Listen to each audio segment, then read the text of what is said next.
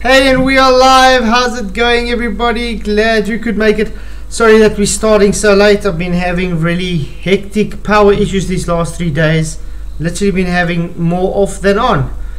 So good to see you guys. Thank you all for coming. Sorry we started so late. I do hope that the electricity stays on at least, because they did say 9 o'clock it might go off again. So we'll see how that's going. But good to see you guys. Thank you all for being here. Been waiting all day for part 2. Well, I've been waiting 3 days for part 2. So hey Max65, good to see you. Hey Michael Khan and Yunisbel Quick, whoever that is. You'd have thought with all Flatwell's genius abilities he'd be able to have a backup source of power. My off-grid van has solar and wind to power a fridge, TV, microwave, PS5. Nice. If you can give me 30 grand, then I can get there. That's like a starting off, by the way, 30 grand. So not everybody's just privileged enough to have 30 grand lying around. And do you think a soccer account really has a VAT? I don't know. It doesn't bother me either way. Well, how are you doing, Michael? I'm alright. I voted this stupid ass anyway. But like I said, I mean, it's not like everybody just has 30 grand lying around to be able to start up something like that anyway. Hey William Brackley, good to see you. Kleb Ruckus, good to see you. Thank you for coming. Yeah. Just on Kleb's comment there, can you explain to everybody what load shedding is? Oh yeah, load shedding. Well, it's simple. Yeah, in South Africa, we got what they call load shedding because, yeah, they cannot supply us with the right amount of power for the whole of South Africa. So they have set times that they put off parts into they can keep some parts on, so they put off and on so they can just shed the load, you can say, so it doesn't put in so much strain on the system. But the problem is it's going so bad now that they say next year, January and stuff, we might not have any power at all. It might be constantly off. That's how bad it's getting, guys. We're literally now on something like level 6, and it might go to level 7 tomorrow. So that means yeah, they've been talking about them in England. I mean, last power cut I can remember must have been over 5 years ago, but they are talking about it. I think it's going to be something that they're going to push out worldwide, I do believe. Yeah, it's probably going to go worldwide. But I still think all this power outage stuff is just planned. It's literally, I mean, we even import some electricity over to places like Mozambique and Zimbabwe and stuff. Why can we import electricity to them but we can't supply our own country? How's that work? Yeah, good to see you guys. Thank you all for coming. Sorry I've been so quiet these last 3 days. Like I was literally said, had no power. I mean, I showed Michael and them a video, what was it, last night or 2 nights ago, where I had to literally boil water on a fire outside on a pot. And I mean, when we got electricity, we got no water either.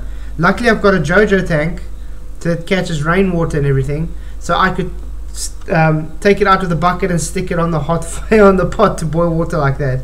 At least it's warm for you, though. Imagine if I had to do it, I'd be freezing my tits off outside. Yeah, we're at least having it hot. The problem is, well, we've been having a hectic storm surge because it's been so hot. So every afternoon about it's been having quite bad storms. That's also why we've been having power problems, because the trees fall over and stuff and they fall on the power boxes. So that's happened the last 2-3 days now, that we've got trees falling over everywhere. So we've been having bad storms.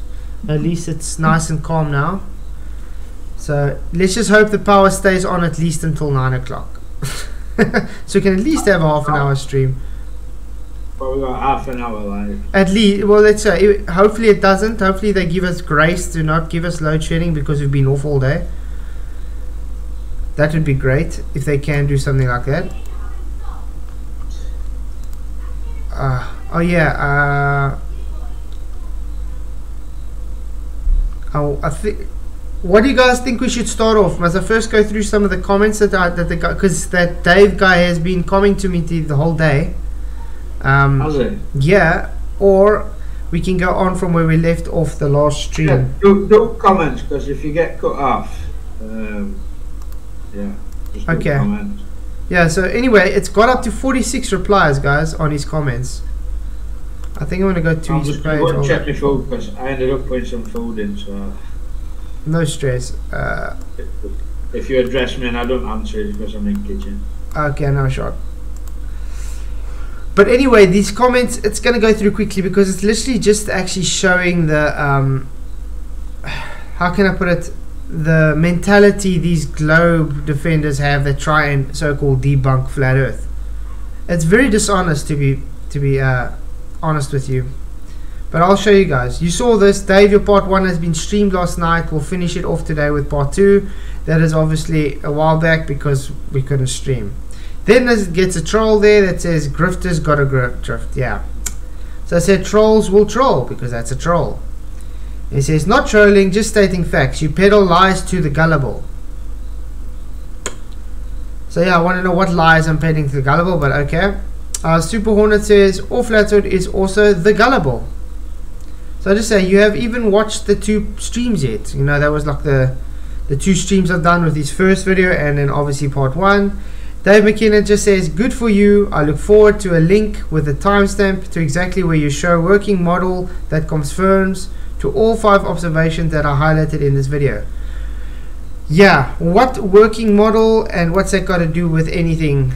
But anyway, I'll just ignore it. Dustin Bowe's another troll. This guy says, so when are you going to actually come to converse? You pride yourself on debating so many flat earthers. Come on, man, just have a conversation. Because I mean, I've been asking for a while now just to come and back his stuff up. And you did manage to watch the first stream. I did send the link. Then he says, what is there to debate when you can't provide a model that conforms to those 5 observations, much less every other observation as well?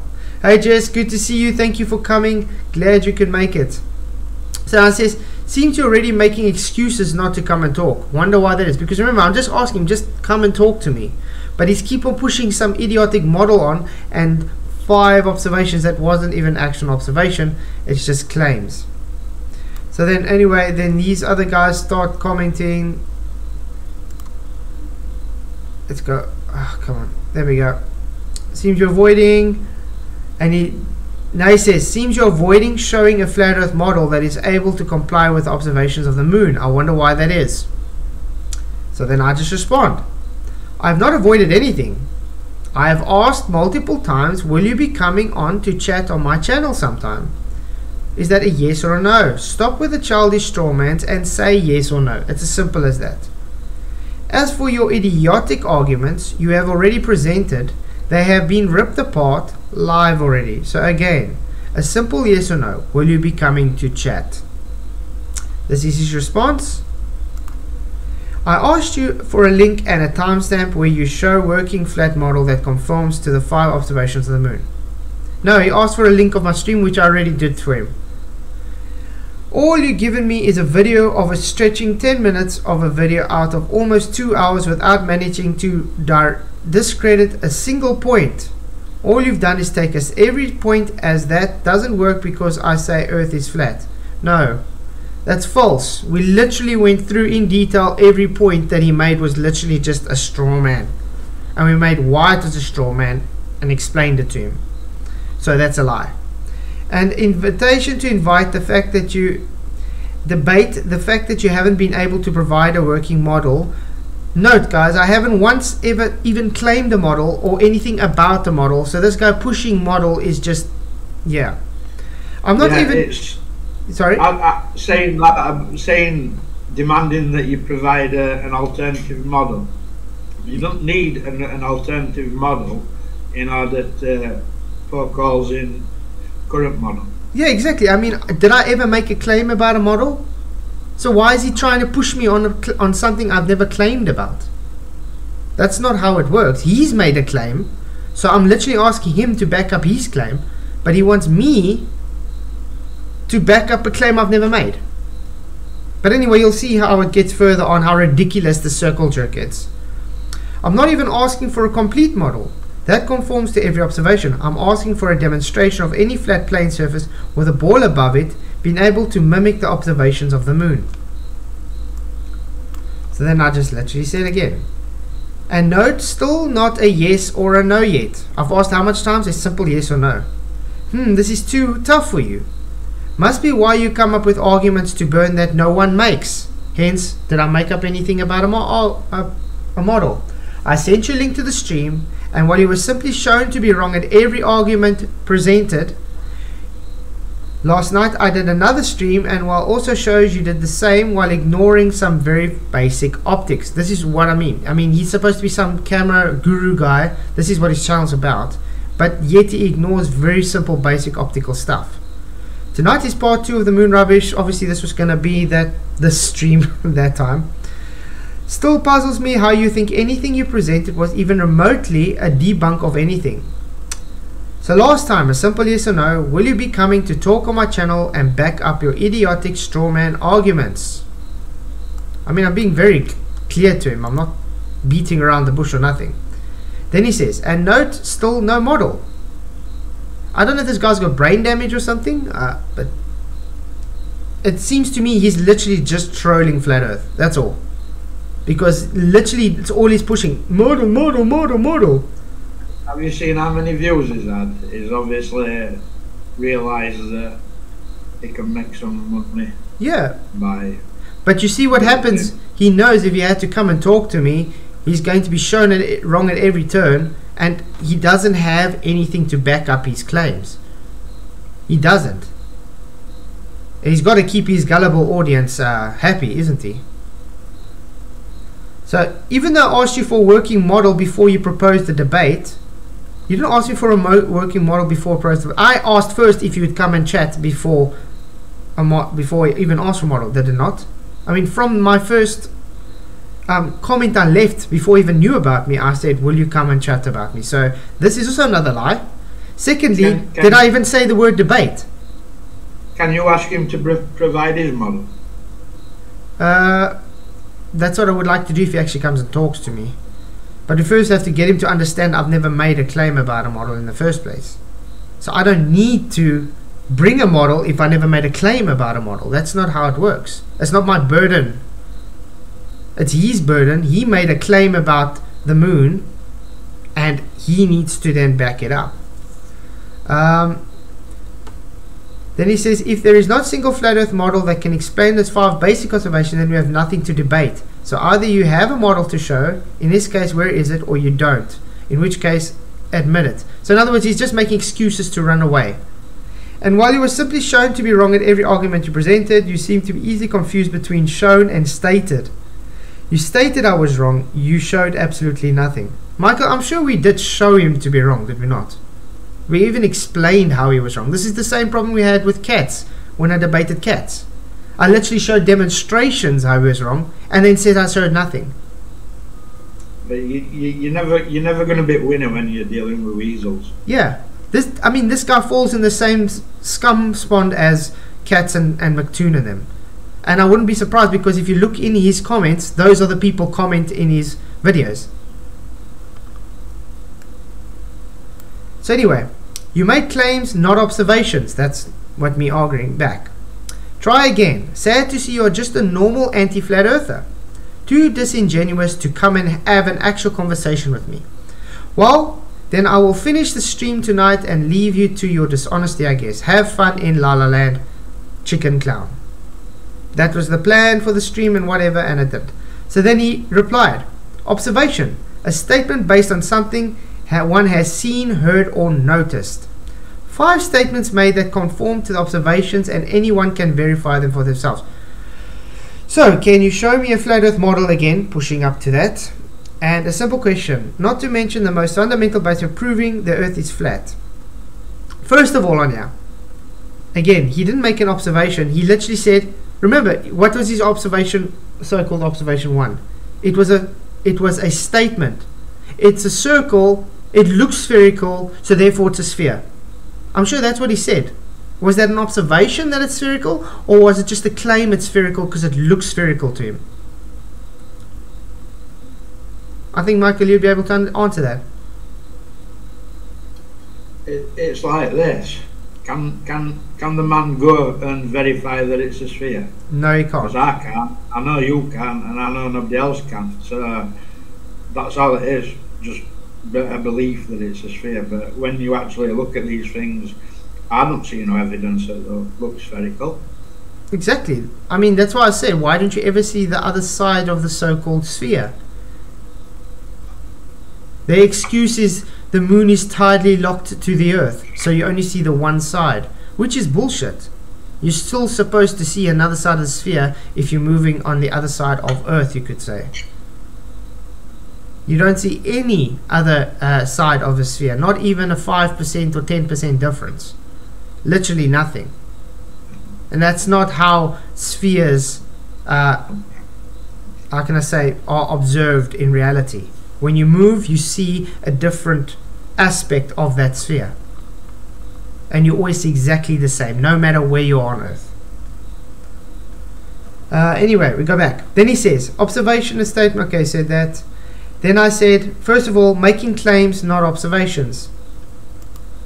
Then declaring those claims as fact and not proving anything other than showing you made a claim.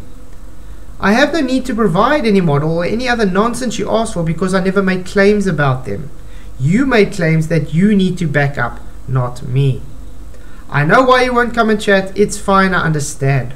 I would also be scared to be a globe defender trying to defend nothing but empty claims, and should be worried to go up against me, as I'm not just some noob everyday flat earther. Hence why not a Professor Dave and Simon Dan are too scared to talk to me, which is fact, by the way.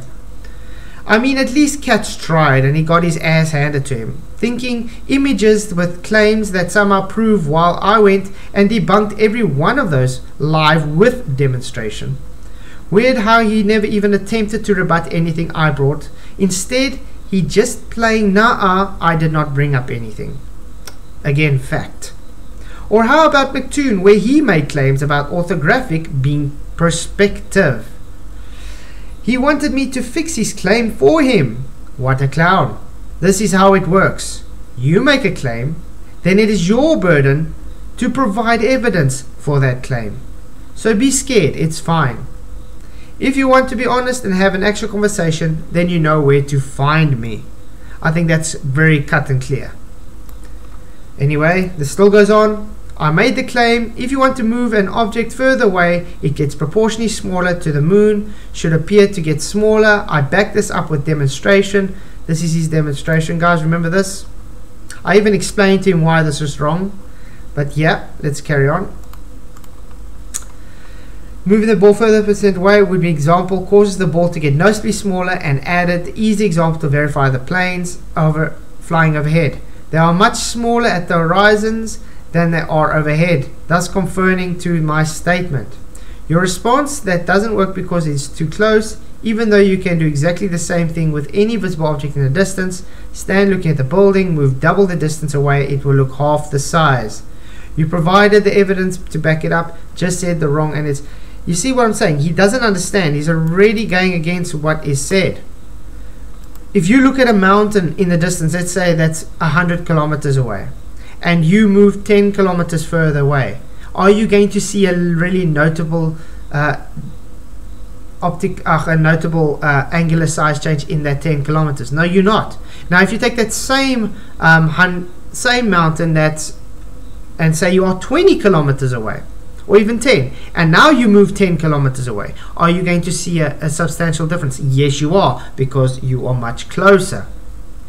You know, this is caused by parallax. The reason why things are much further away has a different percentage of change because of that distance. It's the same why you guys claim the sun doesn't change angular size, because of its distance. So it's a bit hypocritical to think that the moon would not suffer the same parallax issue, because this issue is even shown with aeroplanes, which he just now shows he doesn't actually understand how it works. And anyway, and you also need to provide a working model or demonstration. I've done to demonstrate my statements. You are now claiming statements are wrong, so you need to provide working example to prove it. The fact that you won't tell me is that you don't know how to debate. How how a debate with you would go. Okay, and it goes on. First of all, that 40% was wrong, which I did explain. You did not even get the distance correct. Secondly, objects much further away shall have less change of percent because of parallax, like I just explained. You debunked your own demonstration with your own demonstration. Look how close these are to the camera. The same ball, he just literally just moved it away to the camera. Now, what happens if it was much further away and it was the same, you know, much larger size, and it was just much further away? Like I said, you would. Hey Dala, good to see you. Jolly man, good to see you. Hey everybody, thank you for coming. Glad you could make it. Sorry started so late. I hope it doesn't go off at 11. So we're going through these things very quickly. Okay. So anyway, then I said, you idiot clone, something in real life observation, like airplanes flying over the elevation. The back forth typically is getting old. Can you just come and talk to me, please? Will be much easier. So then I comment again. The only thing you managed to debunk is your own understanding of parallax. Parallax is the shift in objects relative to position when viewed from two different vantage points. This is what he says. It has nothing to do with the apparent size of the object, that is perspective. What do you think this is, dude? They are two relative places away. If you move your eye up, you have a different vantage point to the object. If you move your eye down, you have a different vantage to the object. If the object is moved further away, you have different vantage to the object. Everything changes. The incidence angle always changes. So yes, it's got everything to do with parallax. You just ignoring that does not make it not parallax. That's just you showing ignorance again to optics. Okay, so, and how is my 40% figure wrong? We already showed. Let's open it again, because we did show it before.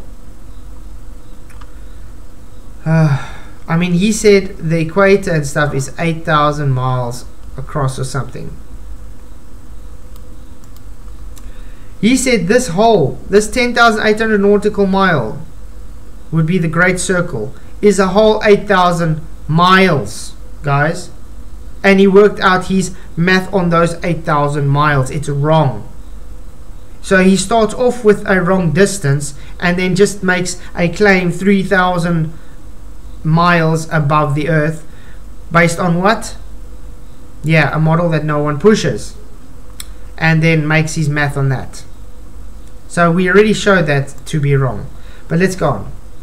A demonstration gave the ball and tape measure at 30 centimeters away and then moved back to 42 centimeters away is 40% more than 30.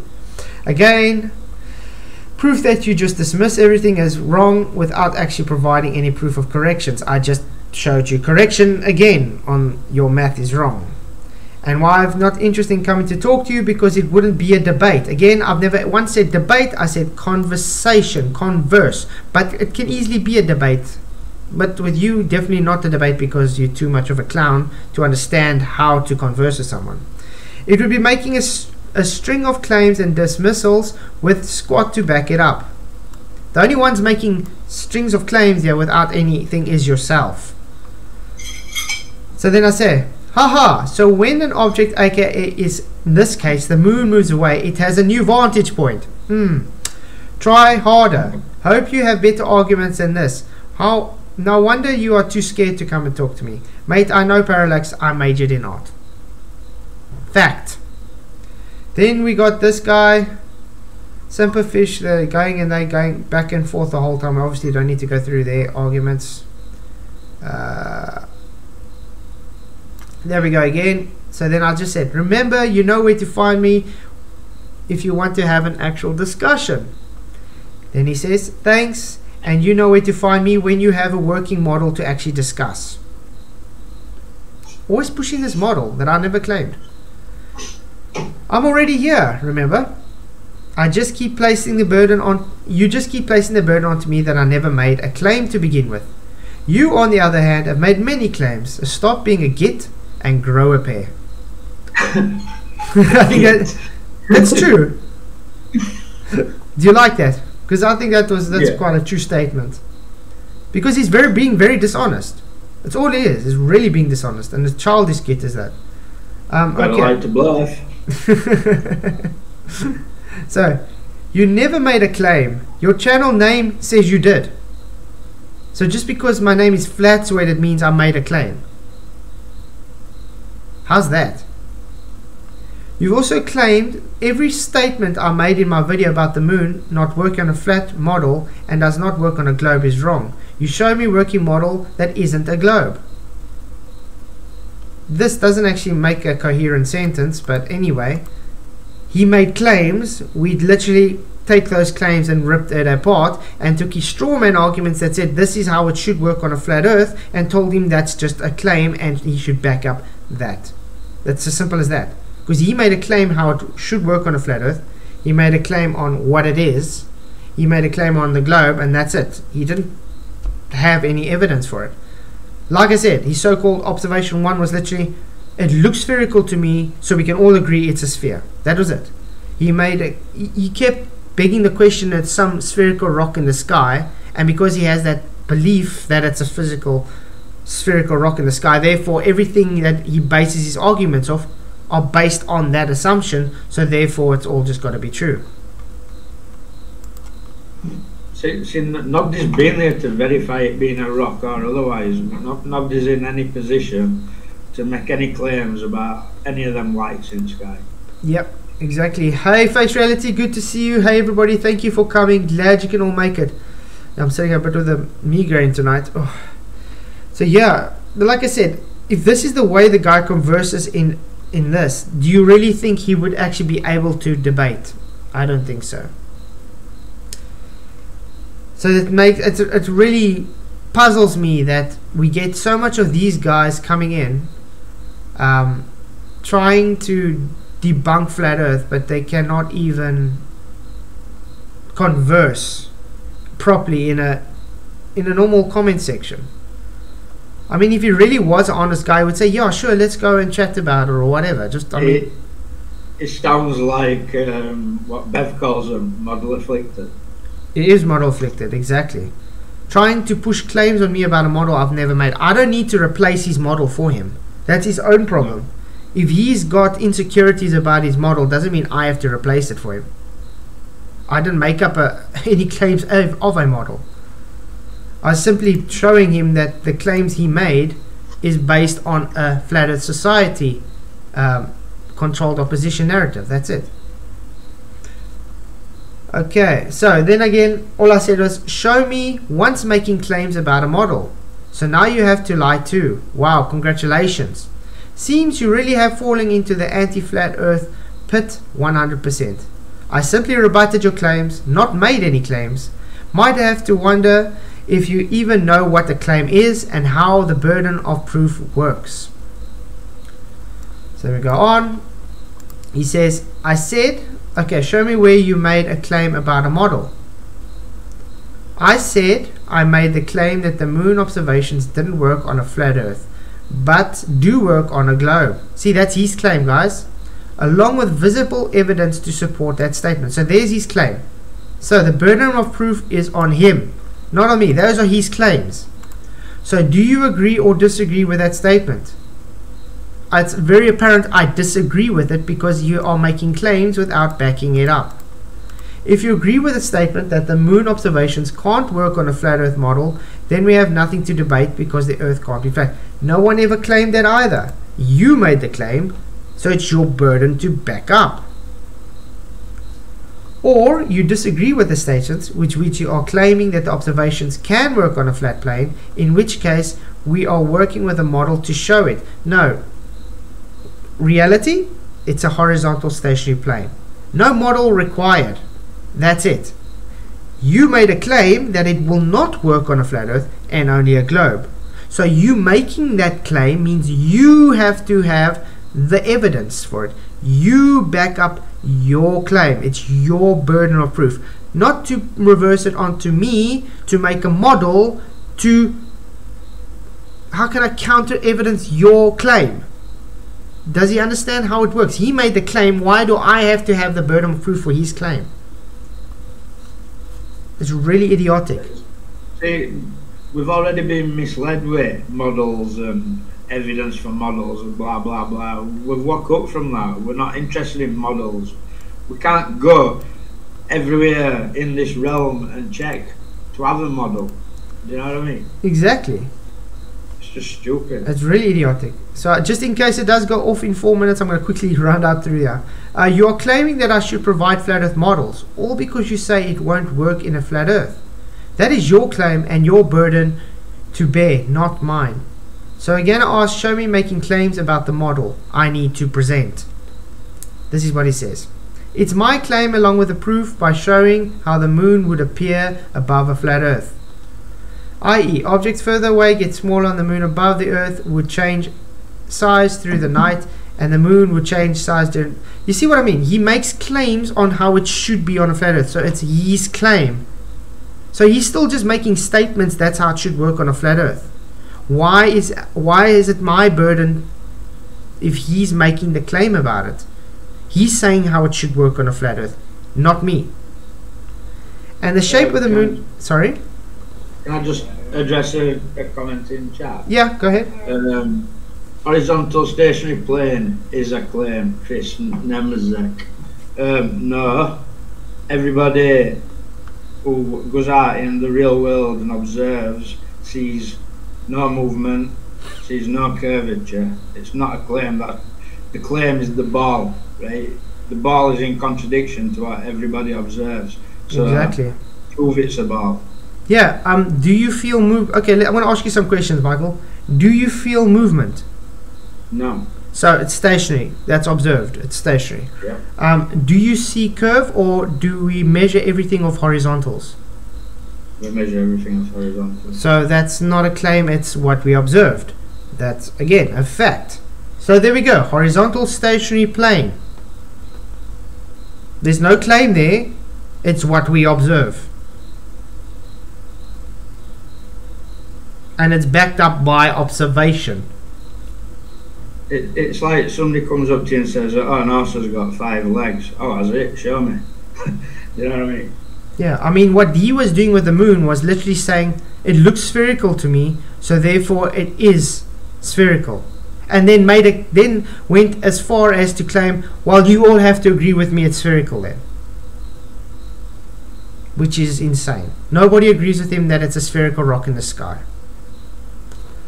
Okay, there we go. Then he says and the shape of the moon remains the same, yet its orientation changes depending on the latitude. Again, the photos to support that observation.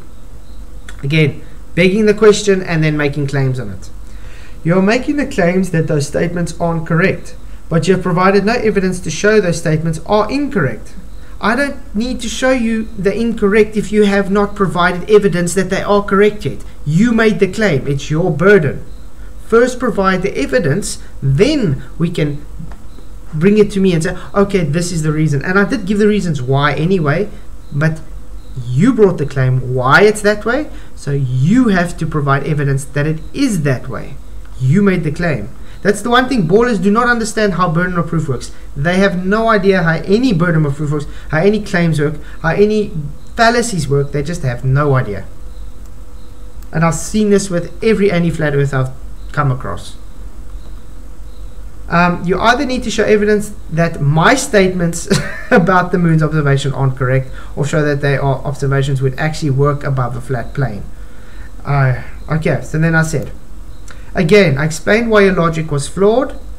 You can go and test this out yourself. When an object is further away, the percentage change is much less than when it is closer object.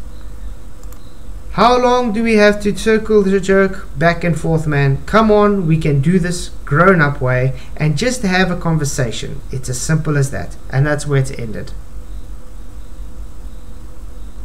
I think it was quite plain and clear to him.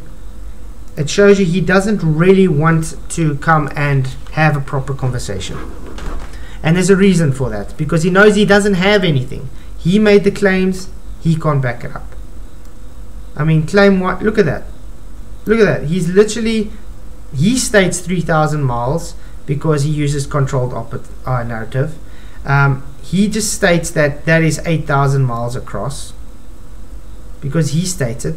He says the moon looks spherical to him, so therefore it is a sphere, and we all just have to agree that it's a sphere, which is total debunk. He says these guys all went through this way, and this is what they said. Based on what? Where's the proof in 18? I think these guys went in 18 something, when you could not actually verify they even went to where they were. So he's having faith that they went where they claimed. And then also we showed this curvature of the thing, and we explained. Just check one and you'll see what we explained about this curvature. Okay, but let's carry on with his so-called claims. Hopefully the power is still going to stay on. Okay, it's saying 3,000 miles. Showed that math wrong. It doesn't work if the moon is only small and 3,000 miles away. It does work if the moon is 250,000 miles away. Only a 0.007% increase. Not enough for us to perceive that. That observation. You see what I'm saying, guys? So he's made a claim. If it was on a flat plane, you wouldn't. It would be too close, so you would see an observation change. But because it's now based in his model as on a globe, it's too far away, then you wouldn't see that change. Michael, can I ask you, when have you observed something 3,000 miles away? I haven't. You haven't. So how would you be able to make a claim that something 3,000 miles away would not change angular size when it moves a bit of a distance? I said it earlier, like, I can't make no claims about, I can't go and verify it is that distance, you know what I mean? But like I say, he's making a claim, if it's 3,000 miles away, remember his claim, then it's too close, you would see an angular size change. But my question is, when has anybody here observed something 3,000 miles away?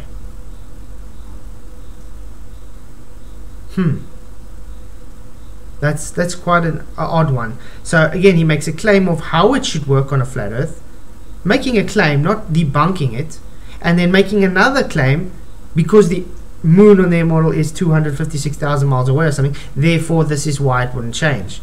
So he just makes more claims upon more claims. Let's just make assumptions up about these lights in the sky while water don't curve. Do you know what I mean? Let's talk about Earth first.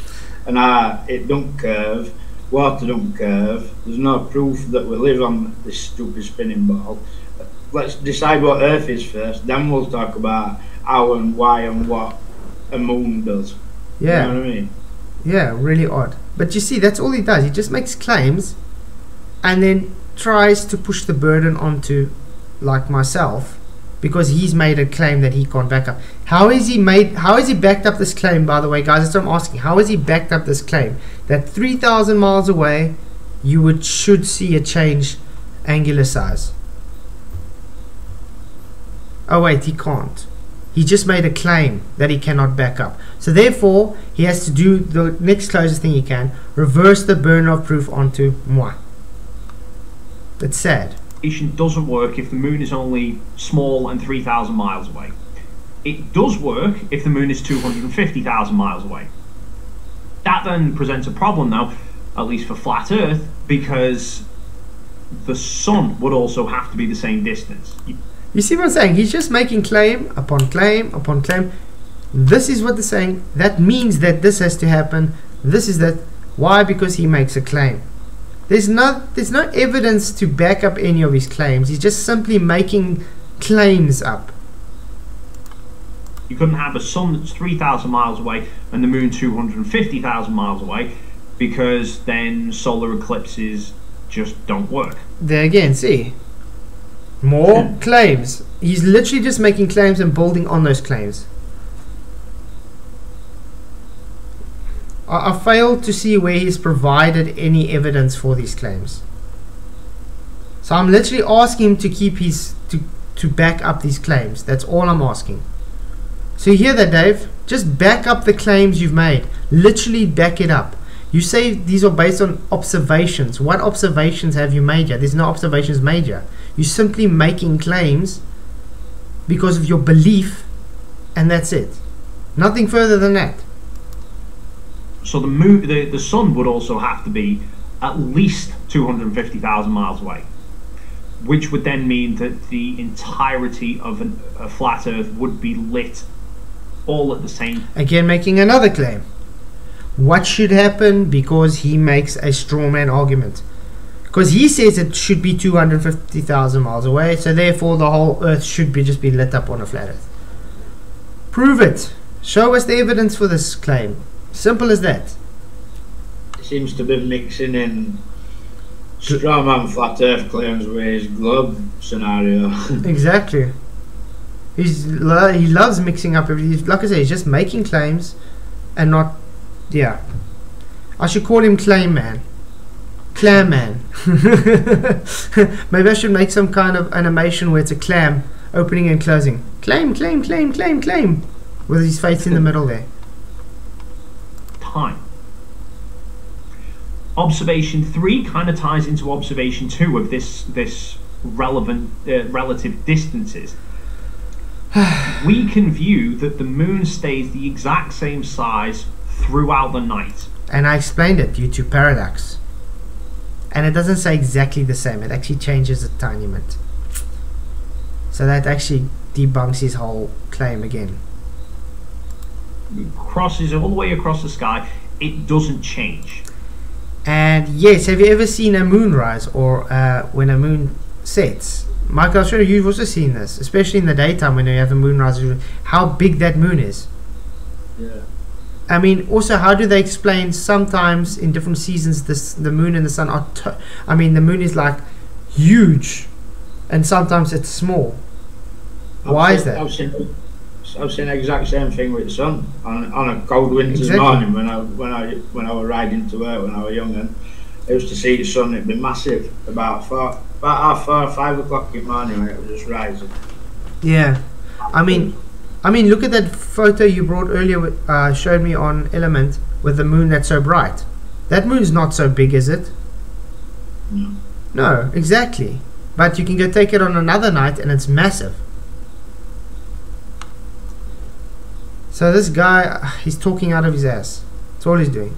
And I'm glad to see the internet's still on, guys. Power's on, it's 9:10, so we can still carry on. Yippee!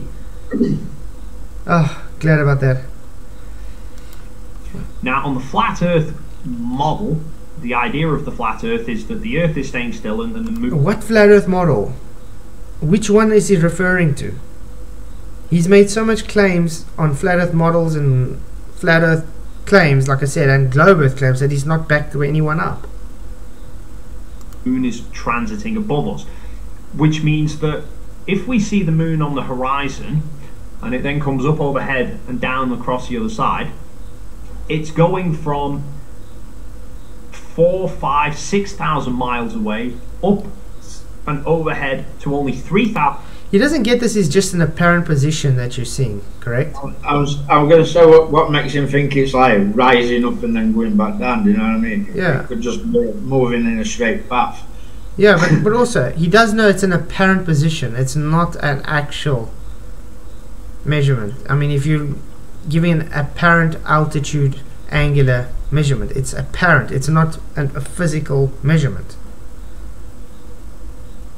Does this guy understand that? 1,000 miles away and then disappearing back off to 5,000 or 6,000 miles away.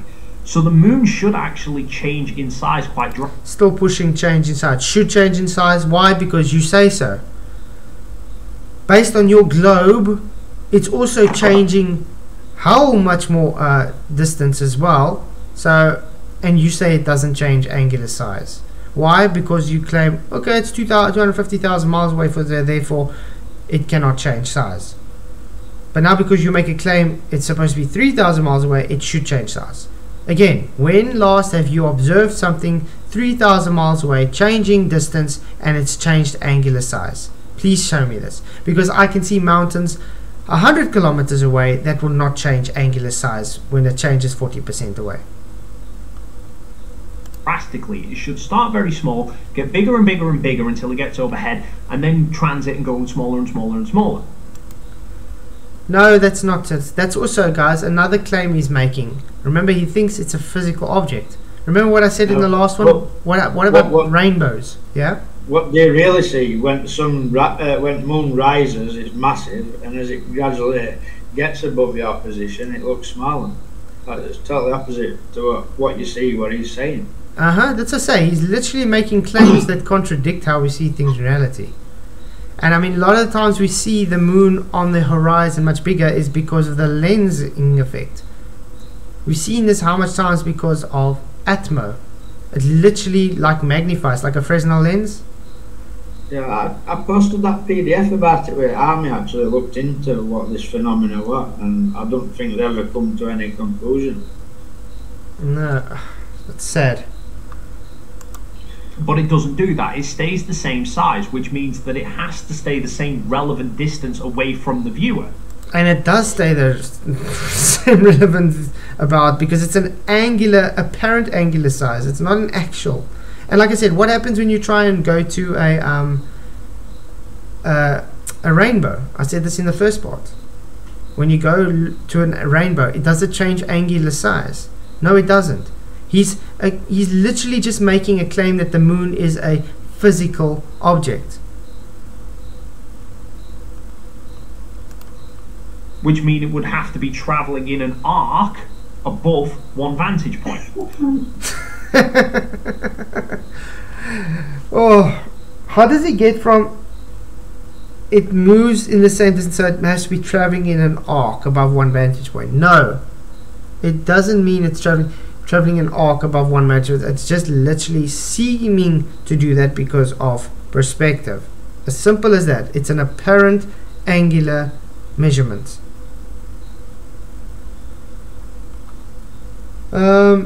Quoting Einstein, I have come to the conclusion that no experiment can detect the rotation of Earth. Thank you. He came up with a transformative equation to make the Earth move. Exactly, Jolly Man.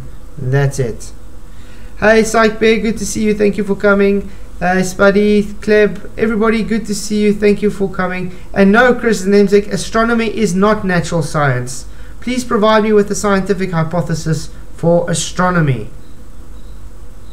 But it stays the same at every single vantage point. So it would have to be staying at the same distance away from every single vantage point. It doesn't stay the same every single vantage point.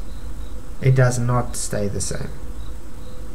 I mean, I've seen a lot of times where I'm here in South Africa and I can take a photo of the moon, and someone, let's say in Paris takes a photo of the moon, it would look different sizes. Does he know this? Hey Tragic FE, good to see you, thank you for coming. At the exact same time, which again does not work for a moon that is only 3,000 miles away. Not only that, we have the viewing angle to consider as well. On a flat plane, any object above that plane would always appear to be above that plane, especially one 3,000 miles above that plane. Again, let's debunk that also. Maybe you haven't seen this yet, Dave. This was for the Polaris, okay? Now, this is to work out the nautical miles to Polaris. Now, this is all on a horizontal plane. He's standing underneath Polaris on the stationary horizontal plane. So that means 90 degrees. Okay? Let's just use the slideshow. It's going to be better. Now he walks away 600 nautical miles. He measures an apparent altitude measurement, angular measurement of 80 degrees. Does it seem like the Polaris is dropping? Yes, it does. As he moves away, remember, it's an apparent altitude angle measurement. It's not an actual. So eventually he gets to the equator, which is 5,400 nautical miles away. So there it would be sitting on the horizon. That's when the star would be looking to be on the horizon. In this case, we would say the moon would be looking to be on the horizon. You see? And that's why I said you literally didn't even get your 8,000 mile correct. This is only half the distance, so you have to double it so you can get to 10,800 nautical miles. You said the whole equator was 8,000 miles. Okay, so how it works with field of vision. You have a field of vision. You see that dome? This is how he looks when he walks away. Now he walks away, that celestial dome is walking with him. That distance to every single part is exactly the same. It stays exactly the same. It just seems to have dropping in the curve. It's still exactly the same distance, because your field of view is limited. If you can only see to that part, that's going to be your maximum there, because that radius there is exactly the same radius there, chum bucket. So that radius the same as that radius there, it's going to have an apparent drop. It's not actually dropping, it's apparently dropping, but it still has exactly the same distance to that distance, no matter where you are on there. So even if you moved away from there, the distance is going to be the same, because your field of view is limited to there, to the radius of the circle. Very simple stuff, and that's why you were debunked. Face Reality, thank you very much. $2 super chat. We observe the sun, moon and stars move, not the earth. Exactly, 100%. That is true. We only observe the sun, moon and stars to move, not the earth. And that's even why Einstein said that we cannot even have anything to detect it. So thank you. Oh, I really appreciate your super chats, guys. Really, really do. Even if we take a worst case scenario here and say the moon is 3,000 miles above the equator over South America, and you're standing on the ice wall on the opposing side of ice wall, again making claims about an ice wall. Okay, but go ahead, let's listen. The Earth, basic trigonometry, you can see that the viewing angle for the moon is still... you guys, you see he did a McToon here. I think he watched McToon, didn't he? It wouldn't surprise me if he's not somebody who they've just put into pictures, you know what I mean, tune or... Well, it's funny, it sounds like cats, you know what I mean? Well, look at the people that comment. Most of the guys, when I was looking, okay, there's a lot of new comments, but most of the guys I was watching was McToon and Blue Marble Science and Cats. You know, and the usual crowd that comes and trolls our channels, like Blargo and all of those, and Effie Dogma. You know those guys. Yeah. So yeah, he definitely is a McToon follower. Ooh, Umbrella Corp.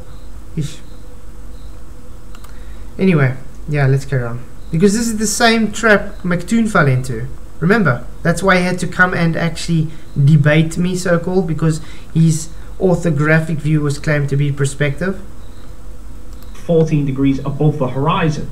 So even worst case scenario, if you made it all the way to the edge of the world, the moon at its furthest point from you shouldn't be anywhere near the horizon. False. False, false, false. Let's get back to that. Below the horizon, and then wall on the opposing side of the Earth. Basic trigonometry, you can see that. You know why that's false? Because we just literally showed you why that's false. There we go. There's the math for you. 5,400 nautical miles. It shows to be there. This is observed reality. You can literally go and observe this, Dave.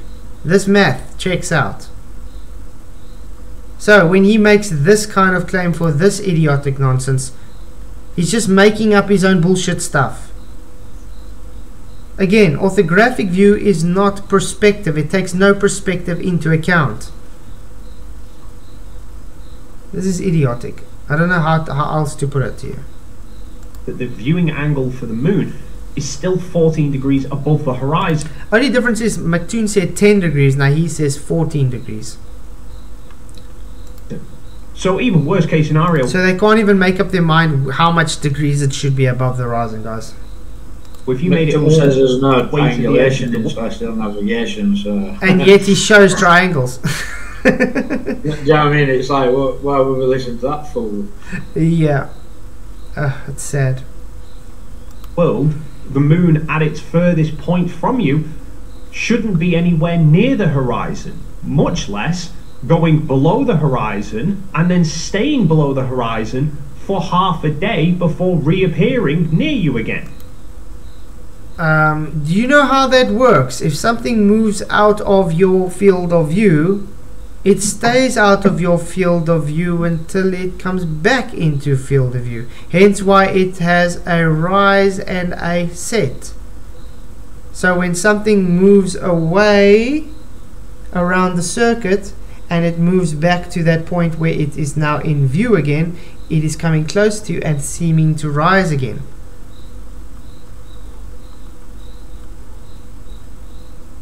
The guy literally just said it's supposed to go then underneath and rise again. Totally ignoring how perspective works. Now, some flat earthers have tried to argue that it's the opacity of the atmosphere. Jamie Andrews, you are trying to superimpose the physics of a heliocentric model onto FE models by suggesting the moon still orbits and the equator is in the middle. On a FE map, the North Pole is in the middle. The size of the sun wouldn't change by much if it's just the distance you can see, explained as an opacity. This effect seen exaggerated underwater where objects disappear due to opacity, which is also true. If you take some of the models, they are supposed to be in the firmament, which is separating the water and the waters above. So it could literally just be a reflection that you are checking out, so a hologram. How does anybody know that that compass is pointing to the centre? Nobody knows. I mean, it could, whatever's causing that could be above. I mean, your compass is still pointing to the centre at land, but you know what I mean, we don't know that that's the actual North Pole, do we really? Yep, also true. Well, I don't think we do. But can they prove that the sun and moon aren't just reflections? Can't make no claims about them whatsoever. Can't. So in other words, he can't really debunk this guy's claim, even though yes, this guy made a claim, but he can't really debunk it because he's literally made his own claims that he cannot back up. Obviously this guy also cannot back up his claim, but his claim that he's making could still be demonstrated in a way where this guy's can't. We know nobody's been to space, but just say astronauts had been to space, and they'd be the only ones going up there close enough to be able to make any claims. You know what I mean? It's like we can't get to them, we can't physically touch them, see them, measure them, distance to them. You know what I mean? It's crazy. Yeah. Faciality, another $2 super chat. Thank you very, very much. Really do appreciate it. You rock, mister. Dave, show me a sphere ball of water uncontained. They can't, because even water needs to be contained, just like our gas needs to be contained. But thank you again for the super chat. Appreciate all your support, Faciality. I appreciate everybody's support on this channel. You guys are awesome. Thank you very, very much. Yeah, but like I said, he just makes a claim. Remember, his whole thought pattern is the moon and the sun is physical objects. That's what I said earlier. What if it's just like a hologram, just like a rainbow? How would you actually go to it? You cannot. How can he disprove this being holographic in nature? I mean, like I said, like this guy's explaining, it could just be like what we. I mean, if you look through your telescope, I saw Paul did the same recently, trying to take videos of the stars. How does it look? It looks like it's in water. Yeah. So, what is more observed? Having these things that look like they're in water with reflections, or having the so-called just a floating physical rock in violation of natural law of space? What's more plausible? Well, it's like they try and tell you what's inside a star or what's inside another supposed planet, when we haven't even found out what's underground. You know what I mean? In their claim, I watched. In their claim, they claim molten iron core or whatever, but we haven't even been down deep enough to even find out whether that's true. But yeah, we can claim what's inside other supposed planets and stars that are light years away. I just ludicrous. I just watched a little video actually while I was waiting for the power to come on that I downloaded earlier. Exactly that, where they're explaining different planets with thousands and thousands of light years away. The one planet they said had diamond core. It is a diamond core, and it rains diamonds. Yeah. But you cannot see it because it's busy dying, because it's getting sucked to its own sun. It only has a 3 billion year light cycle. What they're talking about going to the moon for them? Why aren't they going for these diamonds? You know? And the other one they showed was there were it rains liquid rubies and liquid emeralds. I mean, really. Well, on planet Narnia. Yeah, on planet Narnia. It rains unicorn balls. That would prove me wrong. Yeah. But at the end of the day, all this is, this whole spiel here is, this guy just makes claims, cannot back it up, and then when we ask him to back up his claims, he just tries to reverse the burden of proof. That's it. It's as simple as that. Sphere. It's like Barlow from 2015, really.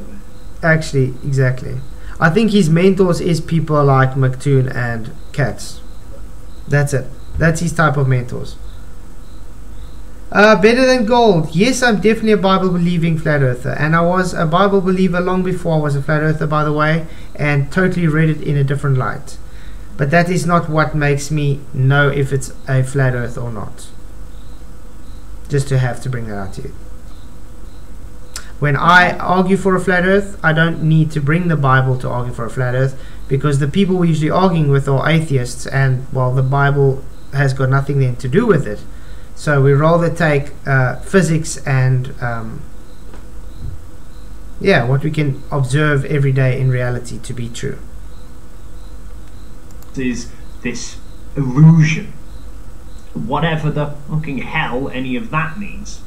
What does it mean? It could be an illusion, a hologram. That's what it could mean. And that means it would not change angular size. If that was the case and there was some fanciful magic going on that would make the atmosphere magnify the moon to the point of doubling its size. Has he never heard of the Fresnel effect? Who was that guy that actually, I think it was Rob Skiba.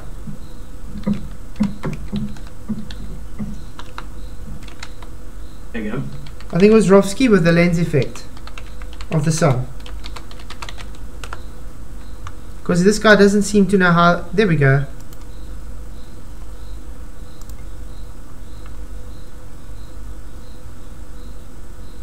With the sun, and I think it may solve some interesting problems. I'll show that in this video. And I just want to revisit something before we do that. And okay, let's just go look to where it was, where it actually shows the demonstration. Because this guy thinks the lensing effect cannot work.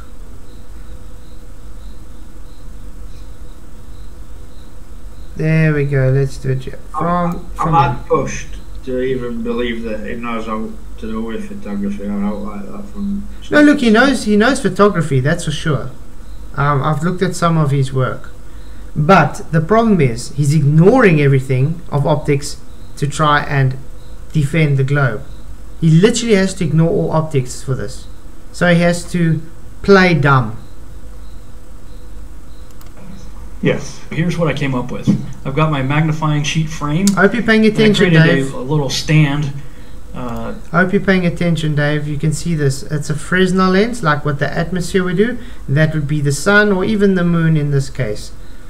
What happens when he moves it closer? Let's go, come on.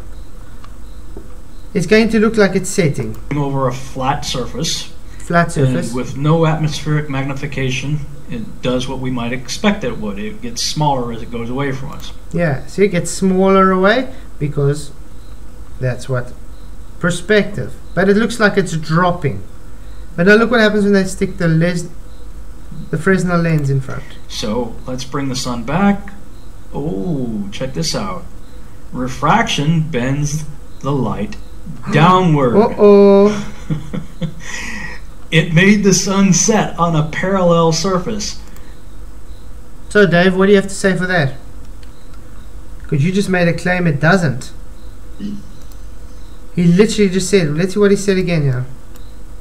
If that was the case and there was some fanciful magic going on that would make the atmosphere magnify the moon to the point of doubling its size at the horizons but not overhead, then whenever I see a plane travel from the horizon, fly overhead and disappear off into the distance, it should also remain the same size.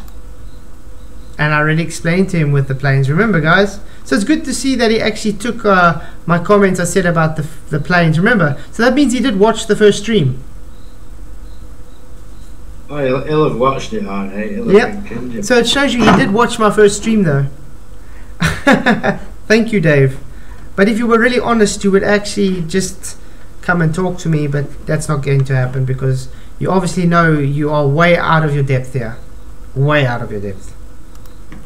It should appear as big to me on the horizons as it does directly overhead. Why? Why would it do that? Does he know the sun and moon are much further away than an airplane? So it goes through much more atmo.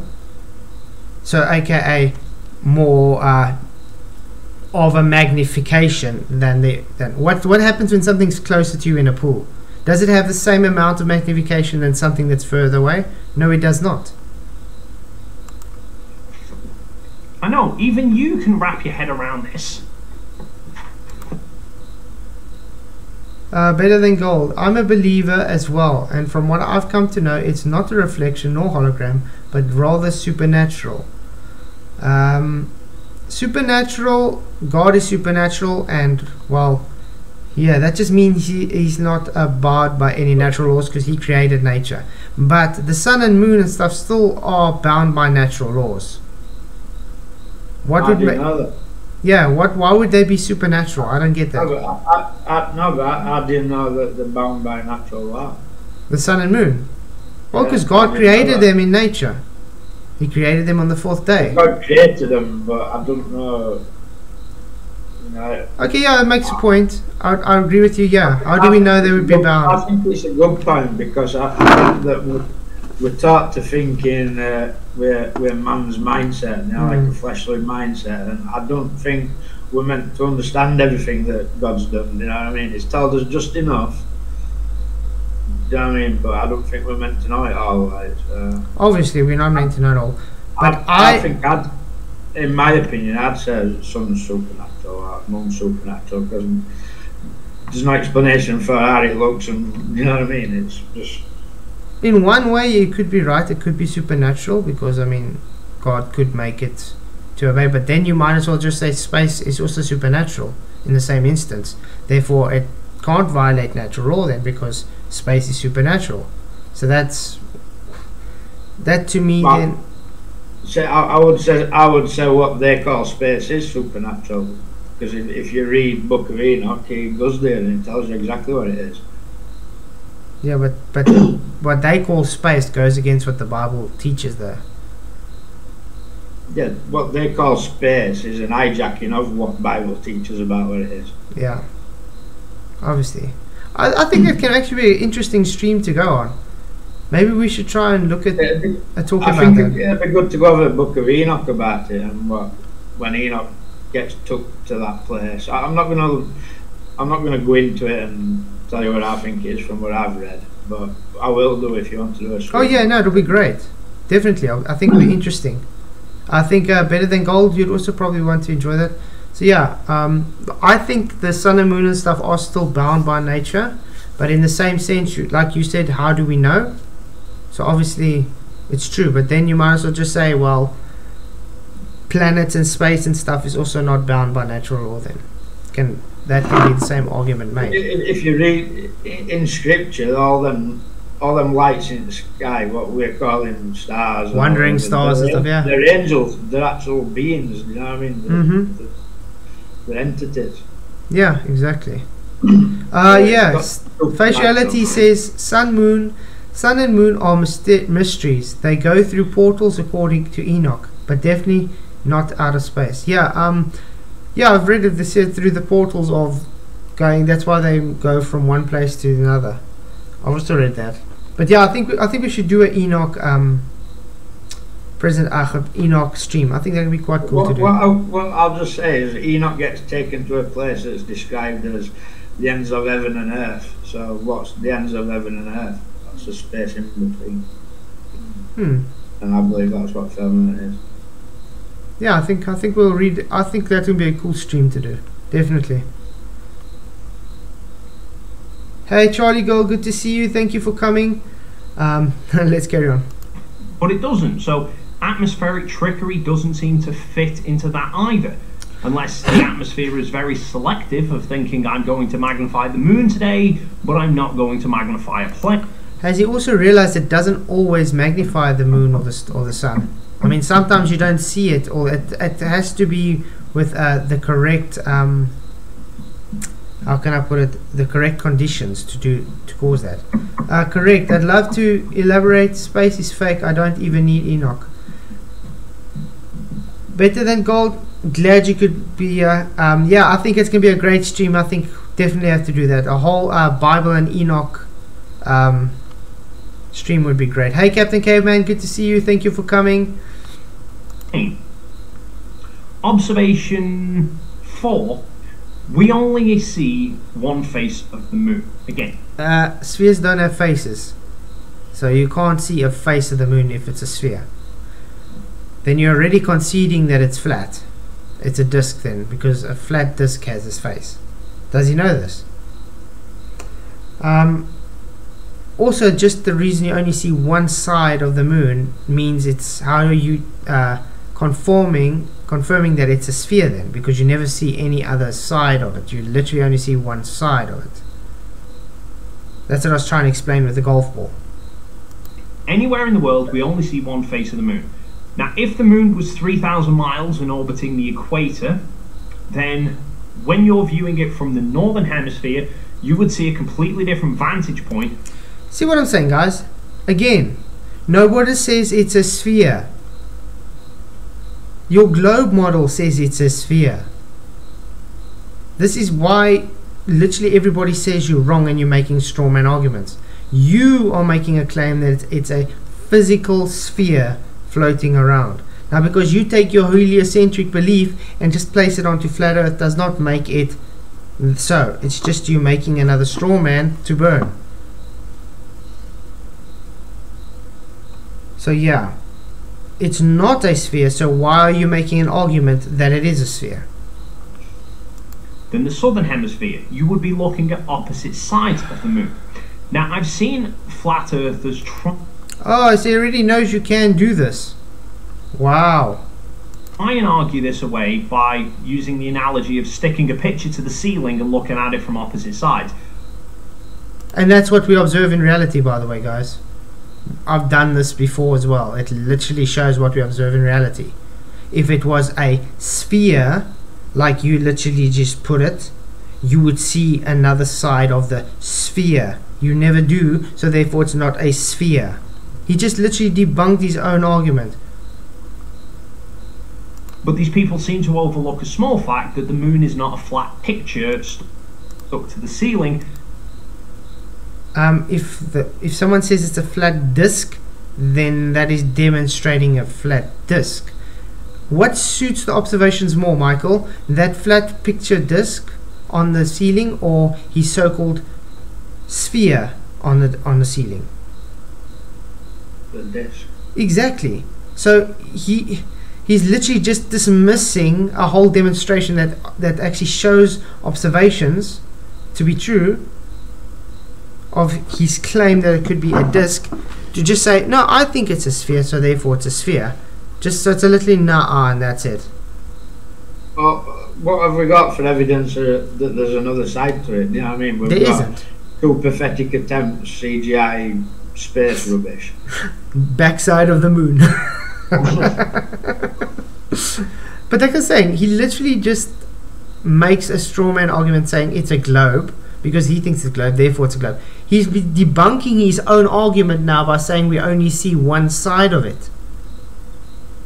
You know that he literally just debunked himself by saying we only see one side of it, because with a globe, a sphere, you would see another side of it if you're on a different position, just as you just stated there.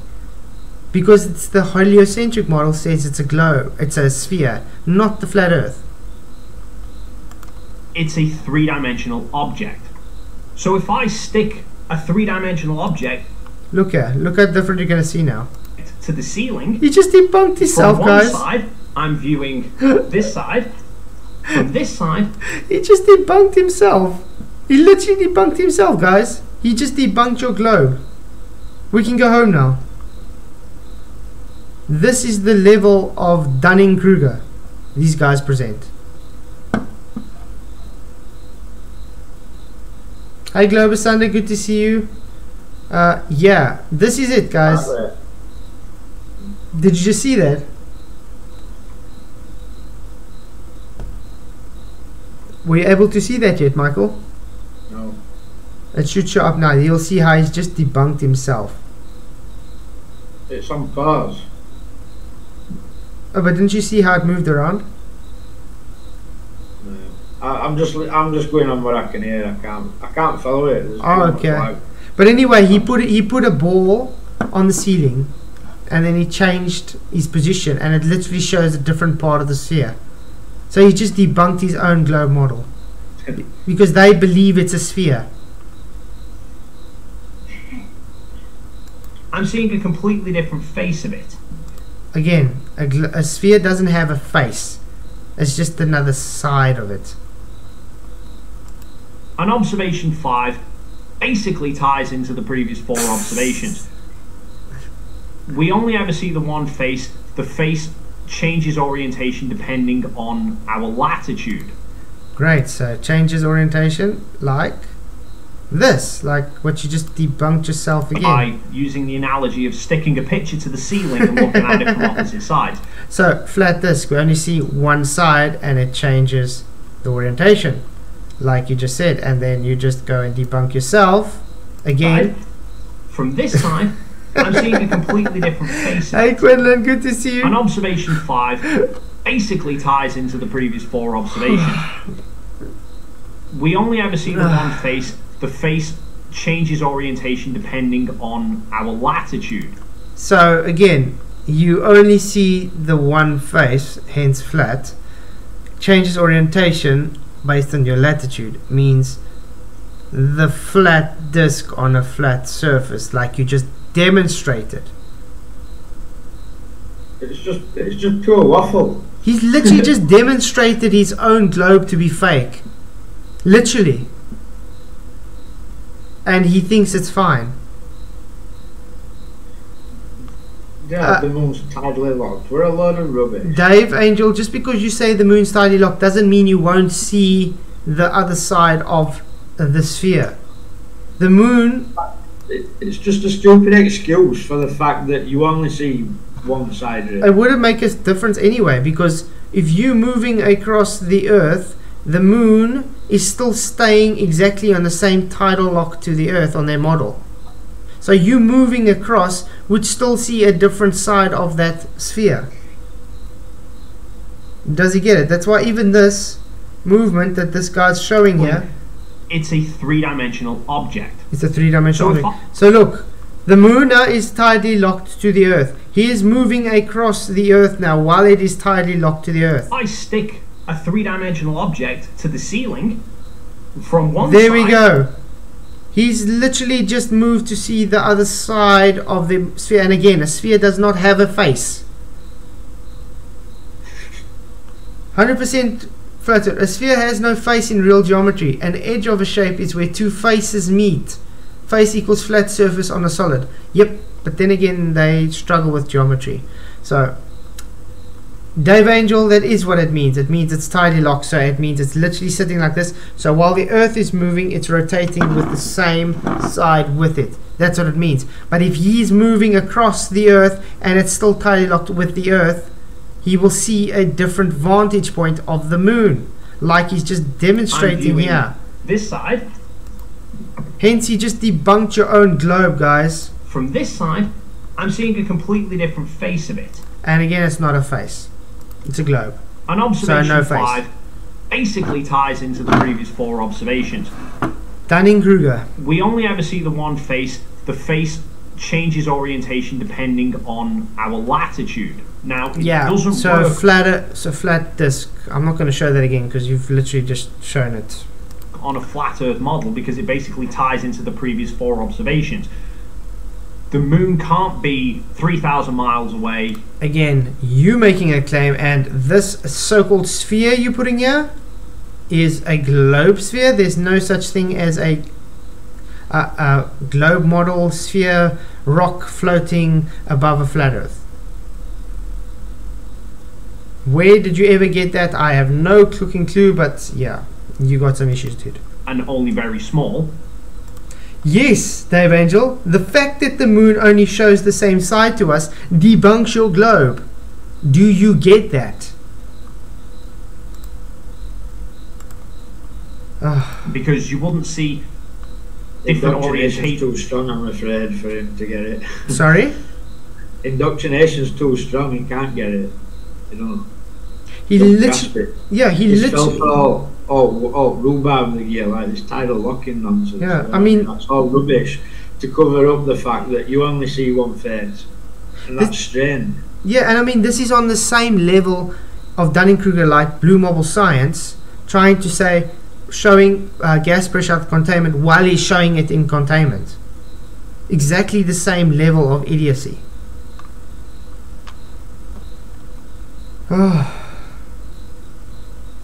Of the same face, you would be seeing completely different faces depending on your latitude.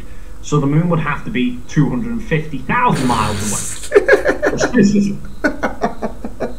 Now he's trying to mingle flat Earth with the globe Earth again. Okay, Charlie. Why is he pushing globe? He's literally mixing globe and flat Earth together. Dave, you're gone, pal. Yeah, he's getting triggered now because his globe is getting demolished by his own globe defenders. Right. But with the moon then orbiting 250,000 miles above a flat Earth, it's just circling overhead, and we're all on a flat plane. We're all seeing exactly the same thing. No. Even if it was 250,000 miles away, you'll still see a different part of the sphere. It doesn't matter what distance it is. A sphere is a sphere. I didn't call him any names. No. What's wrong with my Yorkshire accent? I can't help it. Okay, let's say this is the moon, guys. We say this is tidally locked now. You see here, it's saying it's tidally locked now to Earth. Now you are moving, okay? If you're moving across, you can see now this side. Now what happens if you move to the other side? You see this side, which you could not see the other side. That's how it works, guys. It literally, you'll see a different side no matter where. Now the bottom, now the top. It's a bit difficult so close, but yeah. As soon as you move, you see differences. That's how it works. Even with your tidally locked moon.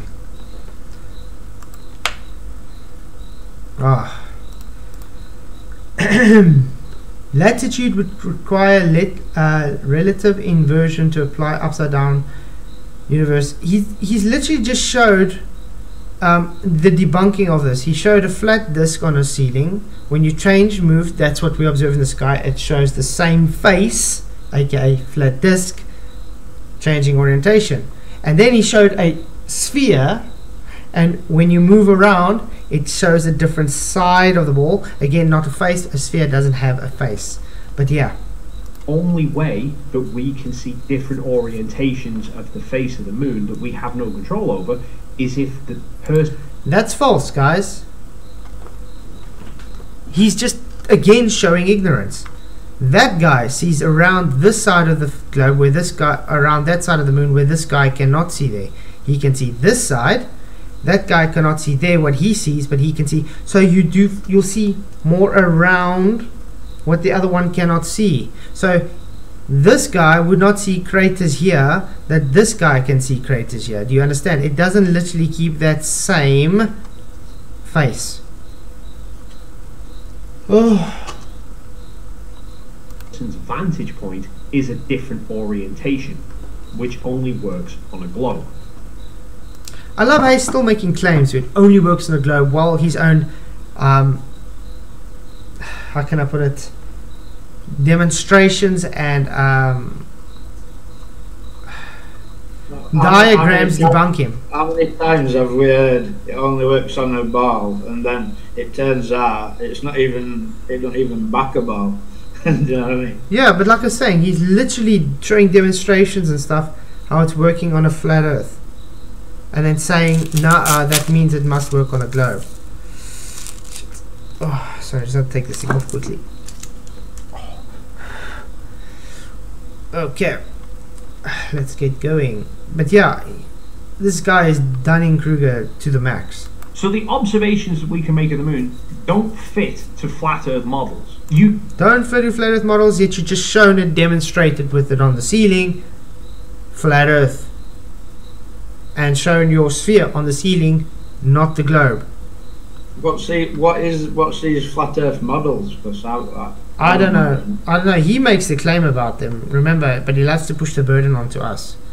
You can make it account for some observations, like moving the moon much further away, but then that means that your observations of the moon versus the sun don't fit, so you have to move the sun further away. But then the observations that we make of the sun versus what it is able to light of the earth at any one time then don't fit.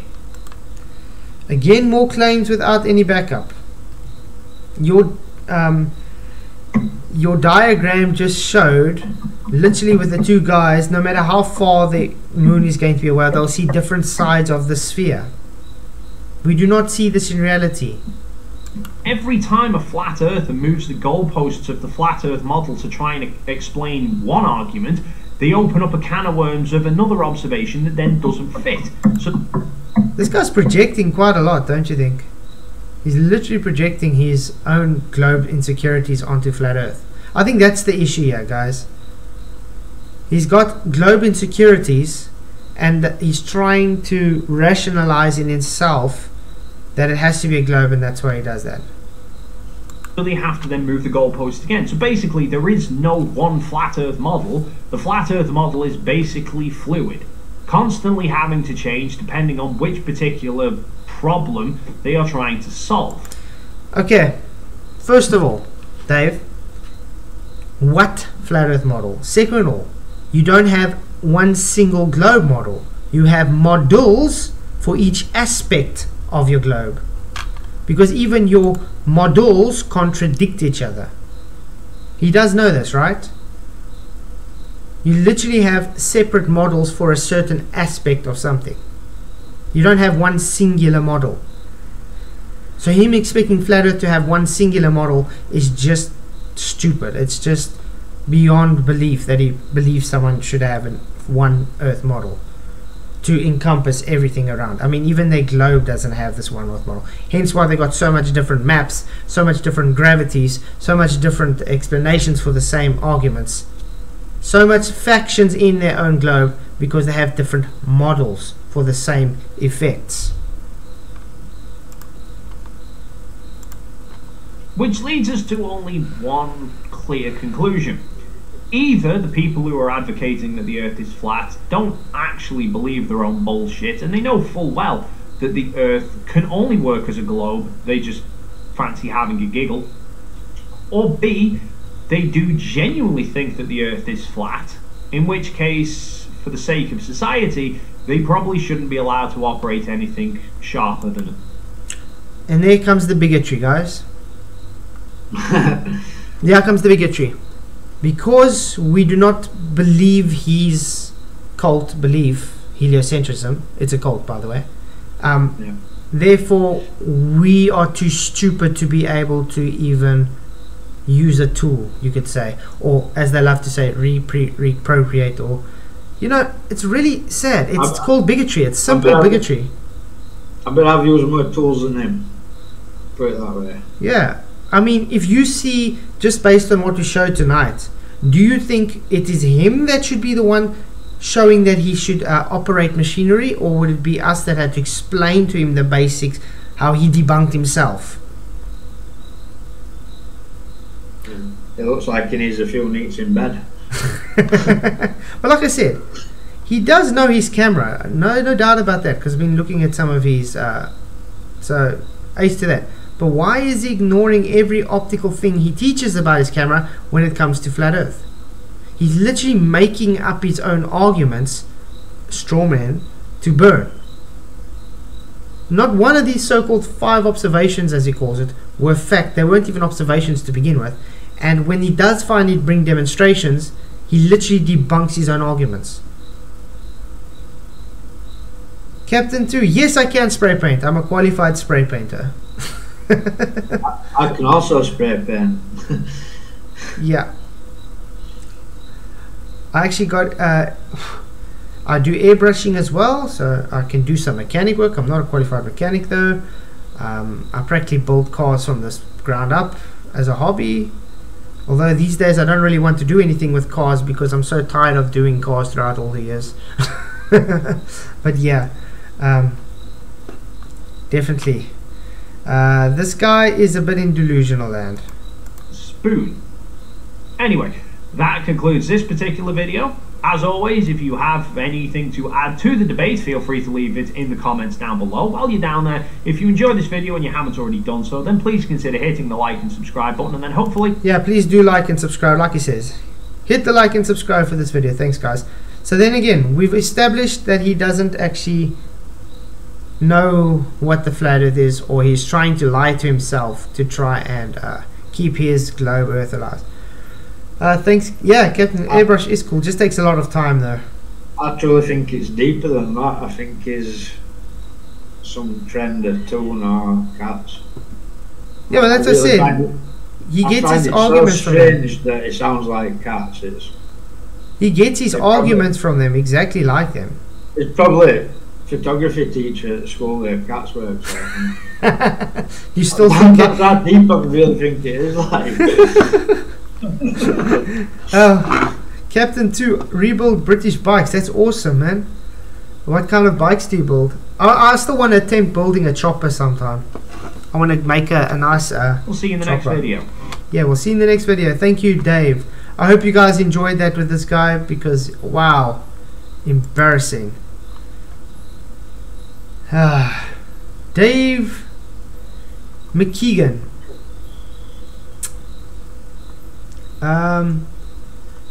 No stress, better. You guys really do. Has this guy responded yet? He has responded. We went through the comments before this, and let's just say the comment shows he doesn't understand practically anything, how even burnout proof works. Hey, missing research, good to see you. Can't stay long, been a day, want to go shower and sleep. No, definitely understand. I mean, it's already anyway 10 o'clock, so Triumph, yes, awesome. I remember when I was growing up, my dad got this Ducati 500. You know, there's one with the big tailpipes on the sides. It looked almost like a Harley.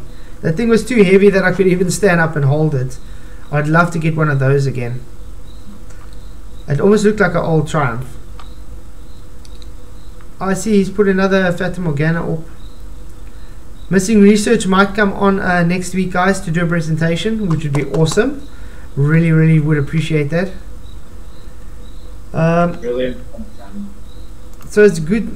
I'm so happy to see I'm actually able to do a stream tonight. So thank you guys again for actually being here. I've postponed this stream 3 times already, which was hectic. So it's really... What can you do, man? If there's no power, there's no power. Yeah. Man. Is there anything you guys still want to go through? We can probably do maybe another half an hour or something. I do have a bit of a migraine. Or maybe another hour. Doesn't matter. I'm ready for off me, like, so I've hardly ate properly, like. I'm starving. Oh man, have you not eaten yet? Not properly, no. Why don't you go and eat? Get something to eat. You started streaming. So you could still go eat. You really don't have to stress about me, dude. I just thought I'd get it after, like. Yeah, even Spidey says, go get your tea now, Michael. Cheers, Spud. Do you know, listen to this flat zone, you know Spud? It comes from, he used to live in the village where I went to school. Ah, How weird's that? It's that's crazy. awesome. That would really explain why he loves his tea so much as well. I still love my tea as well, so I can't say anything. Let me quickly look if we can find something on the intervals.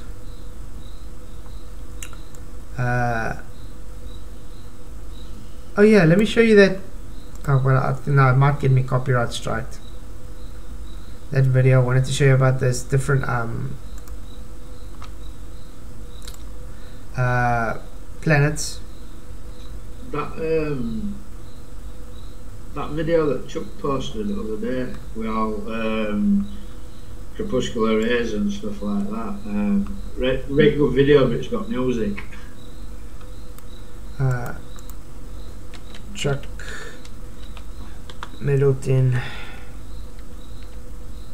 You'll probably have to kill the sound again. 'Cause I don't Yeah. know. He took it off somebody else's channel and changed music, but I still think you might get a strike for music. Yeah. They just make shit up as they go. This is a new one 3 hours ago, guys.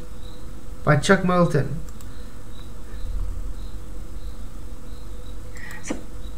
What do they make up as they go? They do make up as they go. So Tom, a twin dynamic is exactly how it sounds. It's essentially the confluence of two different infectious disease outbreaks. Okay. You might. No, You might. no, yeah, I don't want to put that one on right now. But I was thinking, wait, I know which one I'm going to put on, guys. How about that link that Paul sent us about Uranus? I think that would be funny to watch. I just want to quickly find it.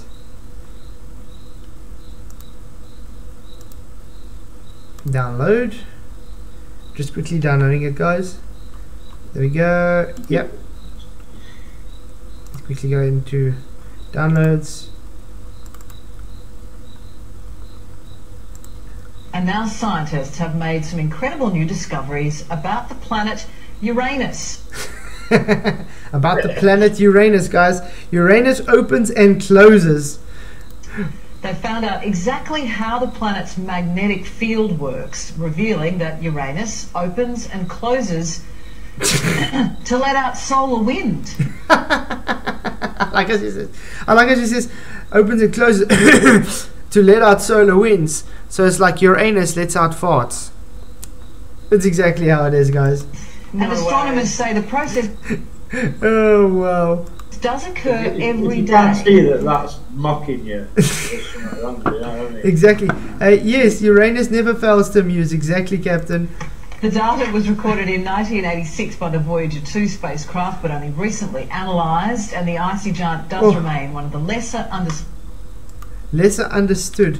Okay, he's actually sent a link to it as well, where they actually have the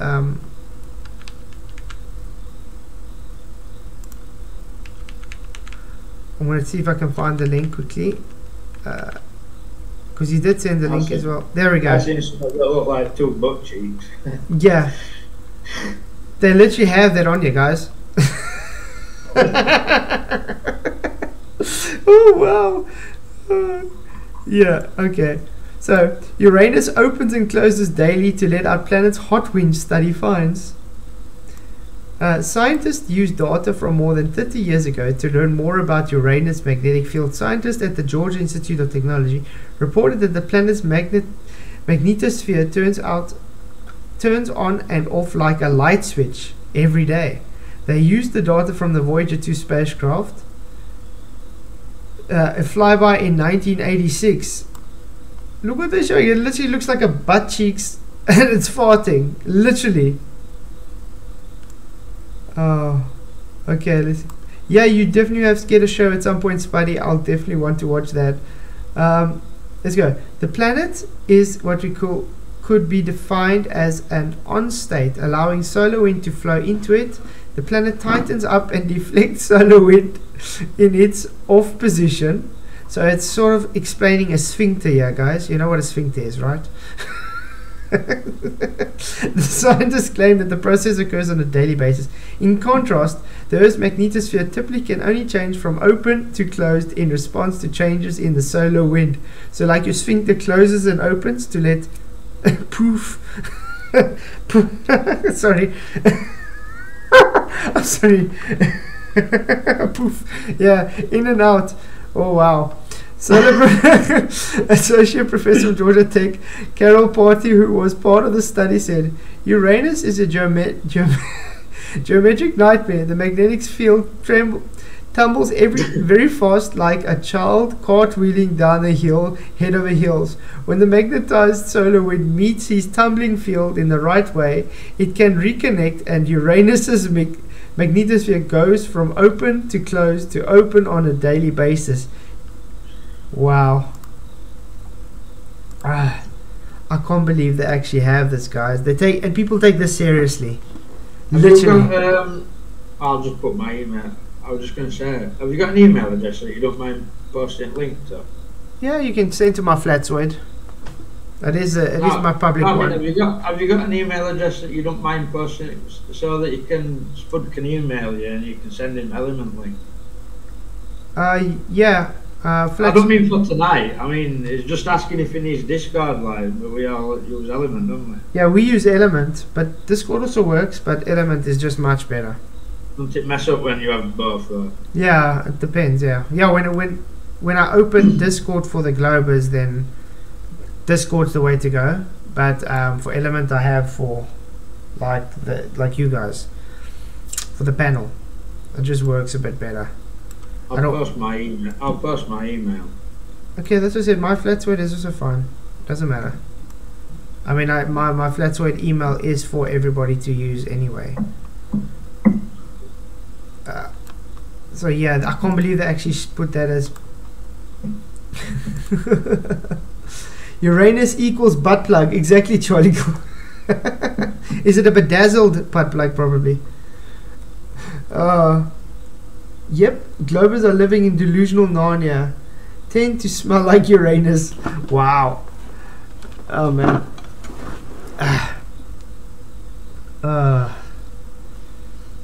I see. Level Observer got another video out again. Moon landing madness as Artemis 1 gives the game away. They've given the game away as soon as they left the so-called Earth. I wonder what other videos we can look at getting on. Let's see if there's any new flat Earth.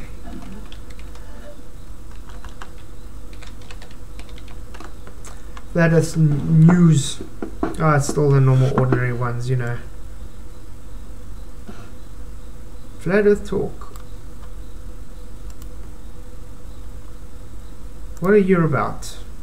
Here we talk Flat Earth and post highlights from the Flat Earth Truth movement. Huh. Never heard of them. Have you heard of them? Why gravity is fake. Things glowheads say. Sometimes you really get wondered if they are just you know, spoofing or trying to make fun, because especially when that's like the first thing that pops up here when you type Flat Earth, because it's usually just the globers that show up when you type Flat Earth, you understand? And it's literally on top. So that sometimes makes me a bit wary. Oh, look who's there. How to silence a flat earther. Well, you definitely didn't silence flat earthers on this video. You just showed that you don't understand anything, but okay.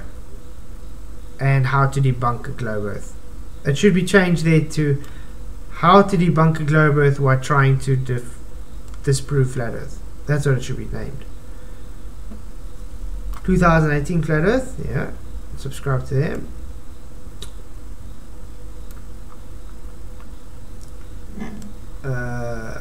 Flat earth theory. Why people think the world is flat. 2 years ago. You want to use LUTs? Ah, yes, I want to use LUTs. I definitely use LUTs, but I got my own LUTs, thanks. I really don't need to buy your LUTs to use. If you were able through the perspective of a person who thinks the world is flat, you would... Hey, Tony Whitcomb, good to see you. Thank you for coming. Glad you could make it. Godzilla, thank you for coming. Pretty sure that was a gag machina.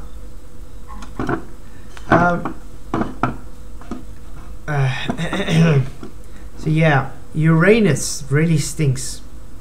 see this. The North Okay.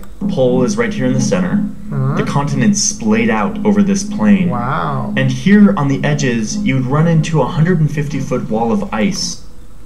Will we now? Okay. That's usually what they call Antarctica. Yeah. Okay. We get the gist of it? Guarded by NASA employees with No, no one said that. guns. No. No one... See, already making a mockery of just making shit up. And God, to about tell that, them, though, they have to make bullshit up, you know what I mean? Always. Why not just come and argue points we really have, rather than make stuff up and, you know, it's feeble. It's always guarded by NASA with guns. I mean, they literally love saying, or they love saying the penguins are robots with guns and stuff. I've heard them say that as well.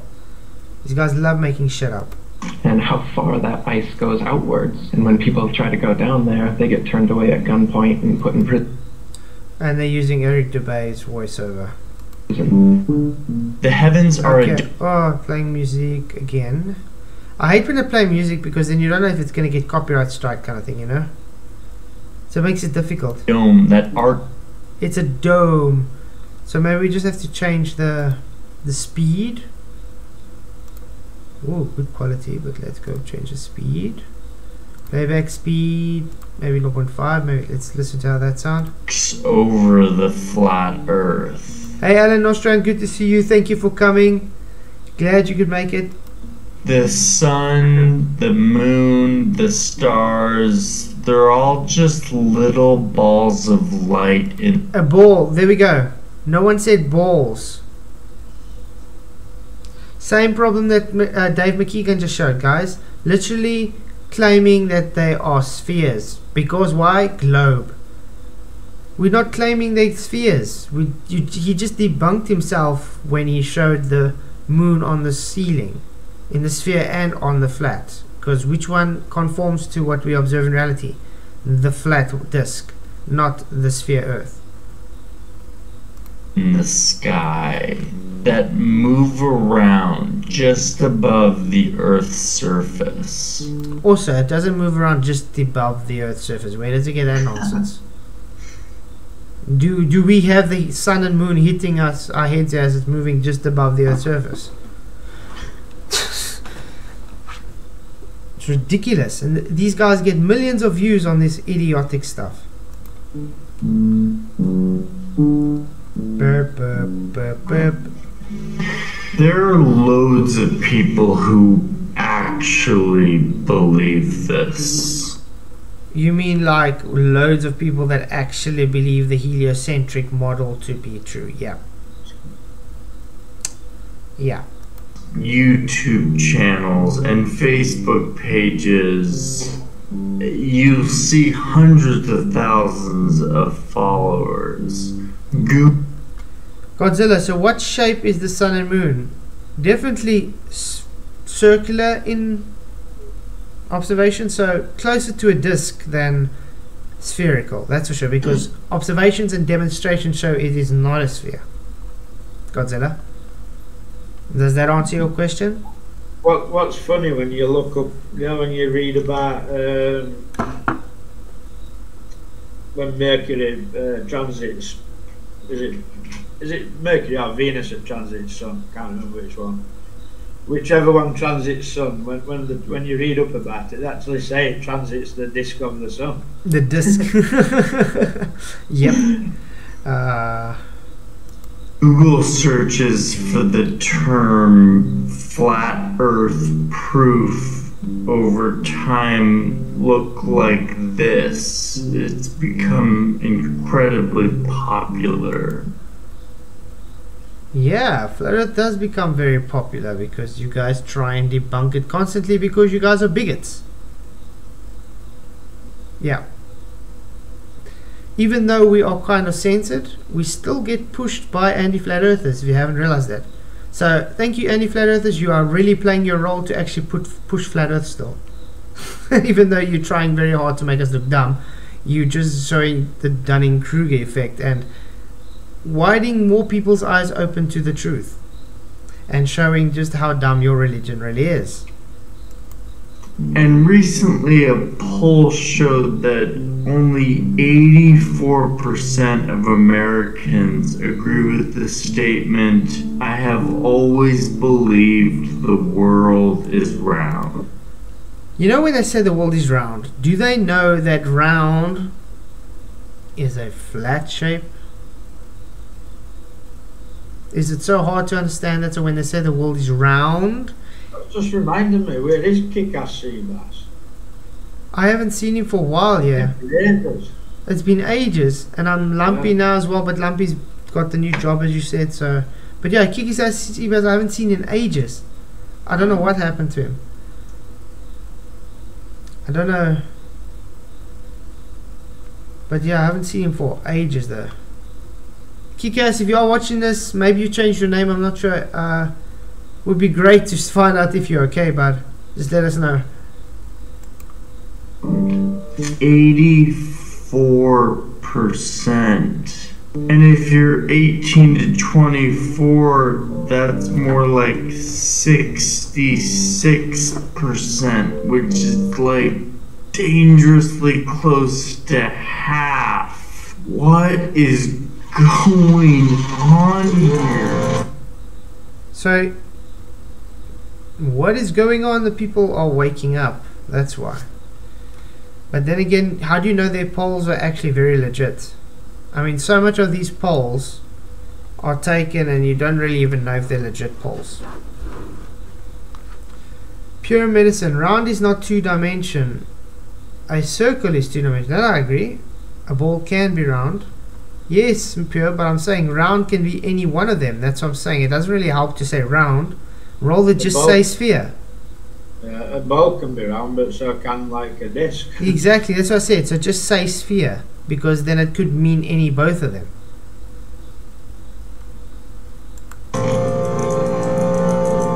Now the North Pole. And Admiral Bird, yes, that's we can listen to his voice. He's not copyright striked. Of a deep ocean, whereas the South Pole is the center of a high plateau. Yeah. Which averages 7,000 or 8,000 feet in altitude. This is wow, 7,000 or 8,000 feet in altitude, guys.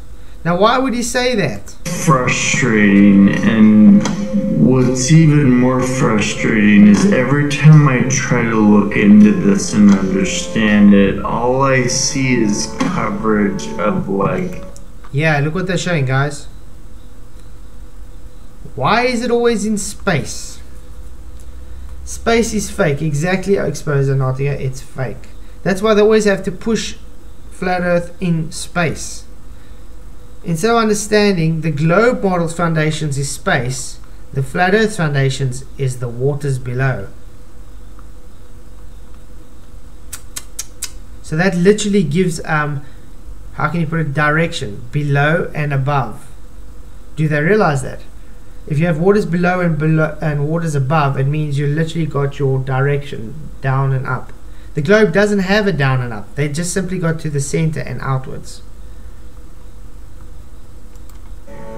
Flat earther conventions and like interviews with these people.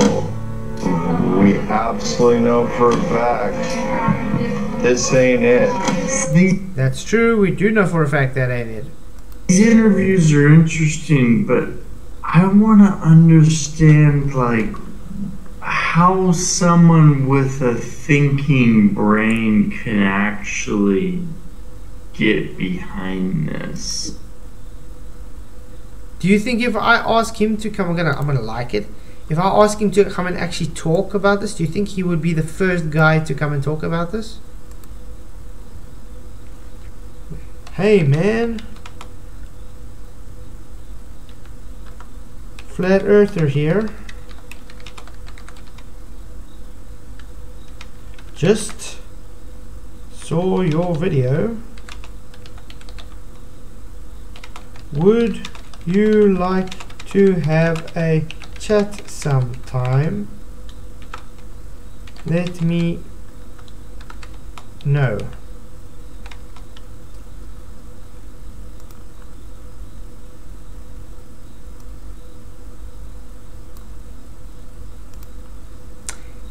And comment. Smiley face comment. There we go.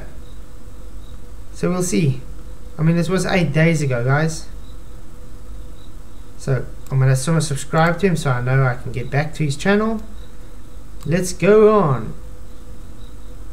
What is this actual belief? Where does it come from? And how do potentially millions of people believe that the earth is flat?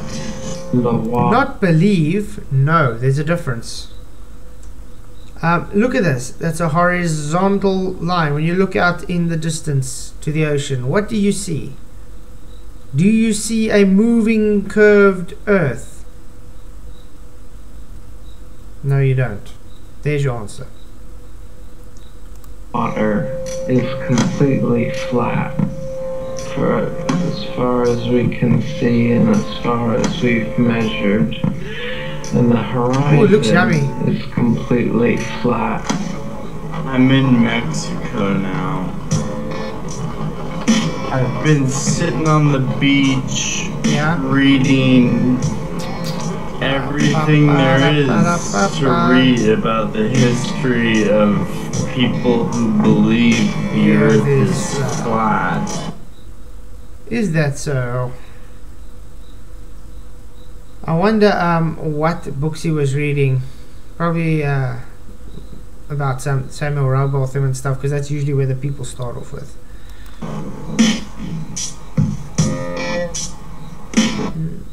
Try. Adverts. Godzilla, you know what the word sphere means. Yep. He definitely does know. There's one thing that I just had to try for myself. Yeah? This is a simple D-Marble. experiment that anybody can conduct to... Yes, buddy, Tyler. I would definitely say that as well. Prove the sun and moon are physical first. Once you've proven they are physical, then you can go and prove them to be spherical. How's that sound? Determine definitely that the earth is flat. Grab a spirit level and take it on the plane. 117. Found this hardware store. Wow. Bought myself a level. Nice. Gracias, amigo. So he bought himself a spirit level to take on a plane. This should be interesting. One of the Stranger Things guys.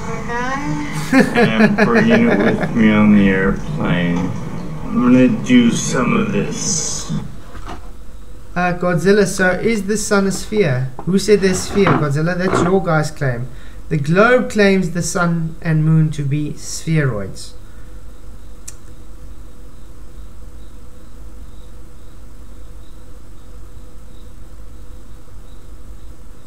Unfortunately, stupid, I cannot show that message. Yeah, there's some really triggered globies that will report that, and then yeah, and I'll get a strike. So sorry, I cannot show that comment, stupid. Let's carry on. Empirical science myself. If you are to fly on a non-rotating Earth, please explain what kind of experience will a pilot really have? The logic goes that if you're no stupid, no stress. You can comment stuff. You just can't comment stuff about, you know, the medical stuff, because unfortunately they're very strict on that. You know, the kind of things. So we're not allowed to say those things, unfortunately. Sorry, man. Earth is round, and I'm flying thousands of miles, which I'm about to do, then the airplane will have to be tipped a little bit the whole time in order to make it around the curvature of the Earth. The plane should be constantly dipping its nose forward in order to compensate for... I see he's at least using the correct 8 inches per mile squared, which the other anti-flat earthers do not like to use, because if they do use it, it kind of debunks their argument that it's locally flat. Curvature. Show me some planes with this. I would be able to see the tilt of the airplane if I put my newly purchased level on the tray table in front of me. I'm going to take my spirit level onto the plane. If my tool shows me that the plane is totally level, that's proof that the Earth is flat. Let's go see what happens. But I don't understand how a spirit level is supposed to prove if the Earth is flat or globe, though, because even based on the globe with their so-called gravity, it would stay the same as it's going across. Otherwise, yeah, it's supposed to show it dipping the nose, but the plane doesn't dip its nose, so that's just actually not a really sensible thing to show. You literally just have to check the pitch data, which pilots do not want to give you, by the way. They would not like to give you. Hoofy, where's that pitch data here, dude? Oh wait, you don't give it. You're running away from giving it.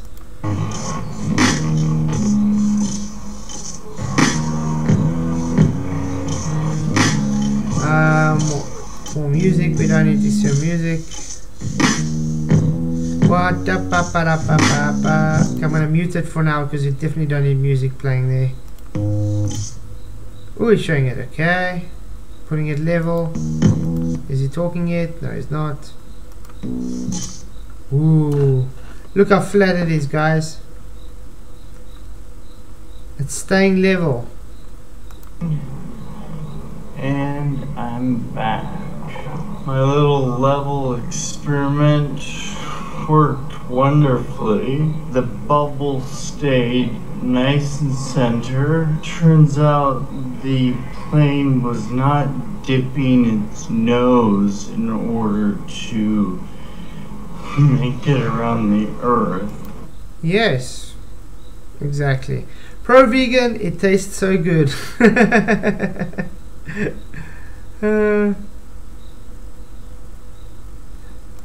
This is explained by the basics of gravity. What did I just say, guys? This is explained by the basics of gravity. There we go. I called it. That's why I said it's just gonna be not. Godzilla, why is flat Earth debunked? In physics. This video is not a debunk of flat Earth theory.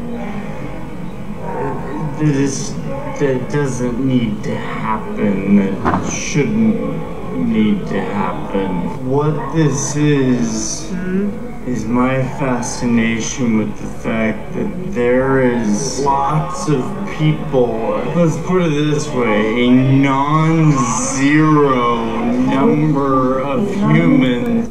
So in other words, he's got a problem that there's even just at least one person that doesn't have the same belief as him being at the globe. It's freaky, isn't it? Like, what does it matter to him? Yeah, I don't get it. Doesn't matter to anybody that I believe in flat Earth. Yeah. What does it matter to anybody? I mean, Michael, do you go and really care if anybody doesn't have the same belief as you? I'm not interested. I'm not interested in none of these trolls that pester me. If they want to believe in a globe, crack on. I'm not interested. Yeah, but this I'm is interested in people who are looking for truth. I'm not interested in people who seek truth and want to deny it. Yeah, but this is but this is a pattern I've seen with all the guys that bring up flat earth that try to debunk it. They always have some kind of way to say, I can't believe people actually believe the earth is flat, as if, what's that got to do with anything? It's the same as that you being a Muslim and walking around and saying, I can't believe you get Buddhists. Thing is, right, everybody thought it was flat, and then some idiots have decided to try and claim it's a ball. But flat earth's never gone away. Truth never goes away, it gets suppressed. Yeah. But now it's coming back to the forefront again, that's all that's happening. If it wasn't the truth, it wouldn't have come back in the way it is. It's just we live in the information age. So it's easier to get the information back out. It's as easy as that. I mean, they've indoctrinated everybody from birth to believe in the globe. So they try to suppress it as much as possible. So it's backfiring on them now because there were people that still kept going with the teaching the truth of flat earth. So now with the information age, we're able to get the information out much easier. And when you come to realize, oh, look here, we've just been indoctrinated. Yeah, it's as simple as that. Why is it wrong for someone to have a different viewpoint as yourself? I mean, I got nothing against this guy if he believes in the globe. Good for him. All the power for him. But like, this guy has a problem because people don't have the same belief system as him. That's not right. It's literally, I don't know, how can I explain it? It's just not right. It's not mentally stable, I would think. I think it's more along the lines of, what has it got to do with you what another person believes? Exactly. It's got nothing to do with him, but yet he's got an issue with it. So then you know the problem is not other people believing what against him. The issue is himself. Yeah, the issue is himself having a problem that other people do not have the same belief as him, and that usually comes with cults. That's a cult-like belief. It's literally a cult thing, that, and that's why heliocentrism is a belief. It's a cult because they have an issue with someone not having the same belief as them, and that's what makes it a cult. That's why you get so much bigot globers who think the world is flat, and they work really hard to prove it. I want to understand what sorts of tools are being used to prove the world is flat. So your eyes, your senses, physics, observation, logic. Yeah. Cults are minorities. No, Godzilla, cults are not minorities. Yep, it's just a form of racism. Exactly, better than gold. Cults are minorities. Yeah, that's what he says. I look at Jehovah's Witnesses and one of the biggest cults in the world, and there's millions and millions on them. Yeah, so there's that's no. rubbish. Yeah, that's what I said. I don't There's, know what you're talking about, Godzilla. there's no such cult is not a minority. That's it. That's what I I said. don't know what he's talking about. Nope. Heliocentrism is a cult.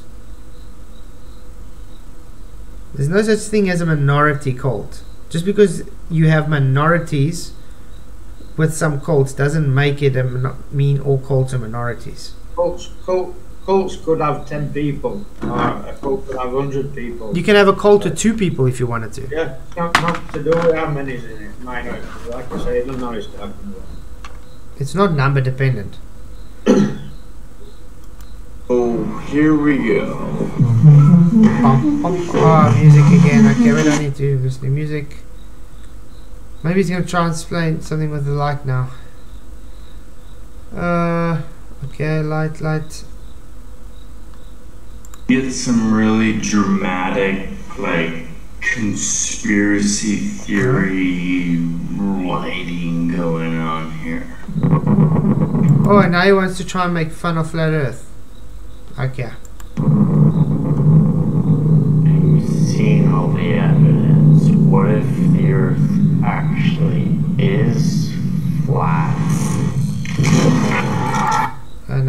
going. Okay. Let's see what he says. Understanding flat earthers. Flat earthers are a new thing. No, it's not. Flat earthers is definitely not a new thing, so there's a lie. It's always been flat. It's thousands and thousands of years. Become a thing just in the past couple 100 years. That's false. Let's quickly debunk that.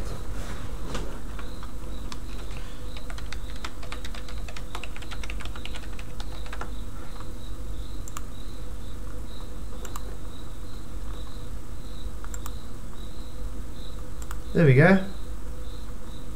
Mayan, Navad, Inca, Norse, Celtic, Chinese, Hebrew, Egyptian, Hindu. That's just some of them. Are they all just the last 100 years? Shame. So when he says that, he's already showing he doesn't know what he's talking about. So by like 205 BC, you've got these really smart Greek people that they cannot have show documentation that they even existed to begin with. Is there any documentation that Aristarchus and them actually existed, by the way? Eratosthenes. And Eratosthenes. Is there any documentation that proved their existence? No. No, there isn't. Burnt down in fire of Alexandria, any evidence I read. And yet they still have all his teachings and preserved stuff, and his existence just is magically there with everything that he's ever taught is there. That's one thing I don't get. Like they say with Jesus, there's documentation that Jesus existed. Literally written documentation from different types of scholars and different religions. But now you get people like this, that there's no documentation. The words are practically just no broken telephone at all. It's how he said it, word for word, verbatim, and it's just true. Do they know this is their so-called prophet, Aristarchus and Eratosthenes and stuff, is a messiah in their eyes? Because it's a mythical person that just existed in history with no documentation, but everything that the person that so-called existed has brought the proof of their globe. But there's no documentation for this, but everybody still thinks that... Don't you find it funny though that when you ask anybody for proof, that's what they're going to state, like some guy who they can't validate from 2,000 years ago. That's all they've got. Yep, exactly. Godzilla, there is proof for Jesus. There's documentation for the proof of Jesus and all his miracles in different groups. Not just Jews and Christianity and whatever. It's different groups. Faciality, another $2 super chat. Thank you very, very much, dude. I appreciate it. I'm doing a creation story with Global Burn. Awesome. Yeah, when it's out, definitely going to push it, dude. Guys, if you haven't already, do subscribe to Faciality's channel. He does awesome editing work. Really, really do appreciate it for the $2 super chat. Yeah, he does awesome editing work. Do subscribe to Faciality. I'm looking forward to it. The creation story of it. Awesome, man. I tried to do a creation story video a while back. I didn't think it came out too bad though. But yeah, like I said, there was definitely documentation that Jesus existed, and the miracles he did and stuff in different circular places and people. There's documentation about Jesus with different how can I put it, walks of life that never met each other had the same accounts. So definitely evidence that Jesus existed. But when it comes to people like Eratosthenes and stuff, there's no documentation that they have existed. Yet it's pushed that they did exist, and they prove the Earth's radius. You get it? Making experiments that are like observing a globe-shaped Earth. So the people that don't have any documentation to prove they existed did experiments without science to prove the rotation of Earth. Sharp. Okay. Where is the hypothesis for this, by the way? Over the next several centuries, eventually this would just become the widespread thing among anyone who was doing experimentation on the world. How do you do experimentation on the world?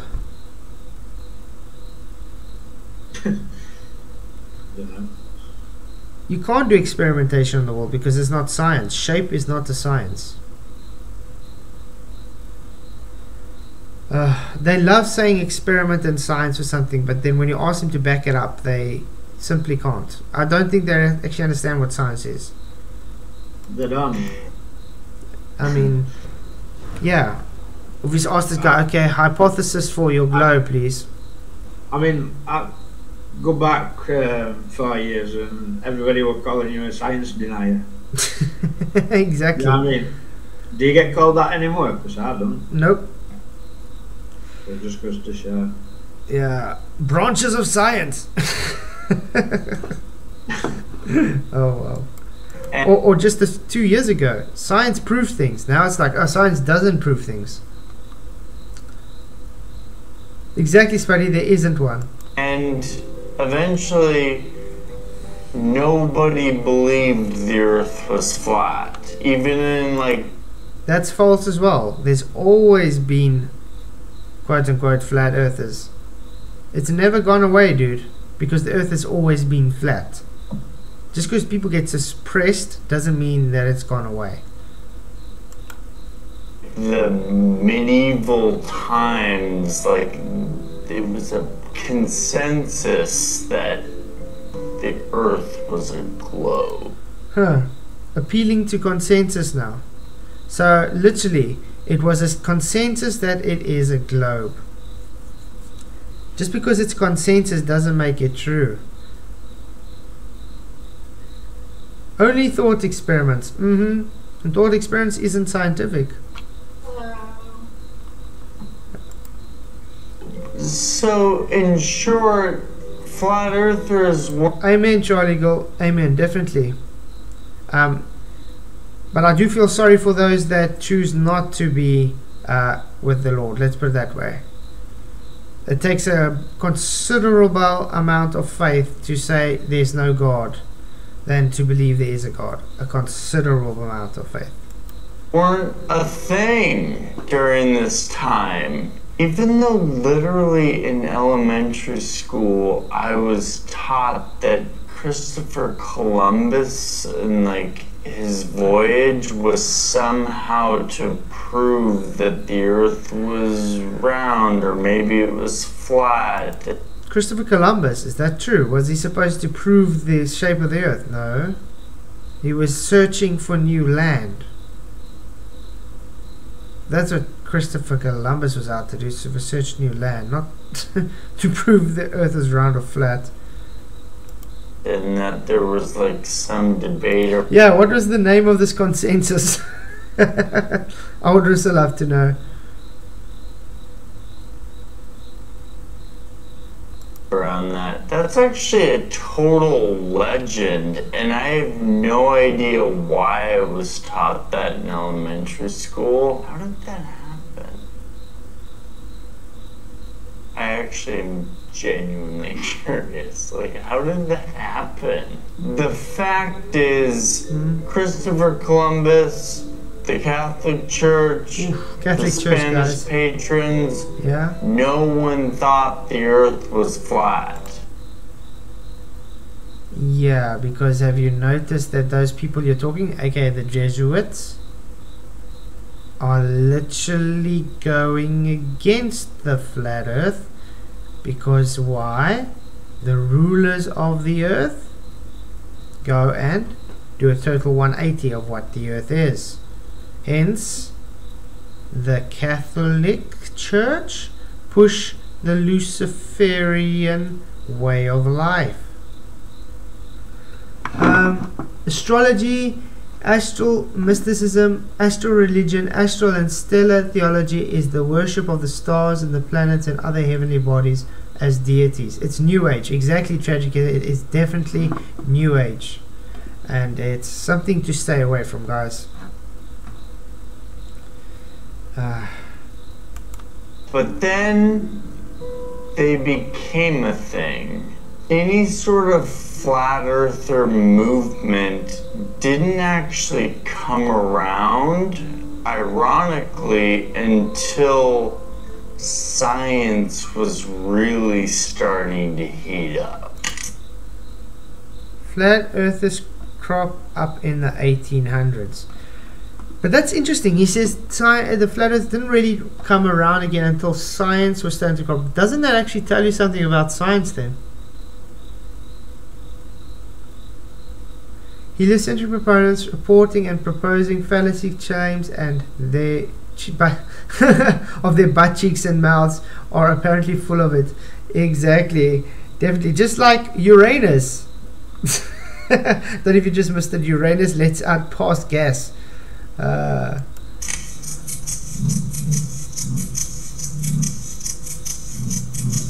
During the mid-1800s, a huge amount of scientific breakthrough was happening. The scientific method was taking off. Scientific method was taking off, okay. So you got science, scientific method, and the flat earthers coming out everywhere. Awesome. Reformation begs to differ, not 1800s. I agree, Tragic. And huge breakthroughs in biology, physics, anatomy, and mathematics were taking place. But at the time, a creator 100% verified. Just look around at all humans. Animals and plant life, we are all created. We create things, therefore created us. Exactly. I mean, it's like taking a sandcastle, you walk past it. Did someone create that sandcastle, or did it create itself? There were also people who were becoming uncomfortable with how advanced scientific methods were getting. Advanced scientific method is getting. No, you just have scientific method. Guys, I think we can carry on with this next, maybe tomorrow again. Because I do have quite a hectic headache, migraine, actually, right as I'm sitting here. It is quite late. I got work tomorrow again. It's funny you should mention headache. I've got one coming on now today. It must be talking about this ball. Making us ill. But yeah, I'm so glad I could stream tonight. I was really thinking I'm going to wake up 3 o'clock tomorrow morning to start streaming. I want to be there. So yeah, I just have to say thank you to everybody that's come. Thank you everybody that sent super chats, all the members, all the Patreon members. You guys really are awesome. I really do support, appreciate all the financial support on this channel. I'm definitely gonna have to do something to save up for the power supply stuff. The cheapest I can get at the moment is 30k, 30,000 rand, so that's about 1,500 pounds. That's the start off, actually.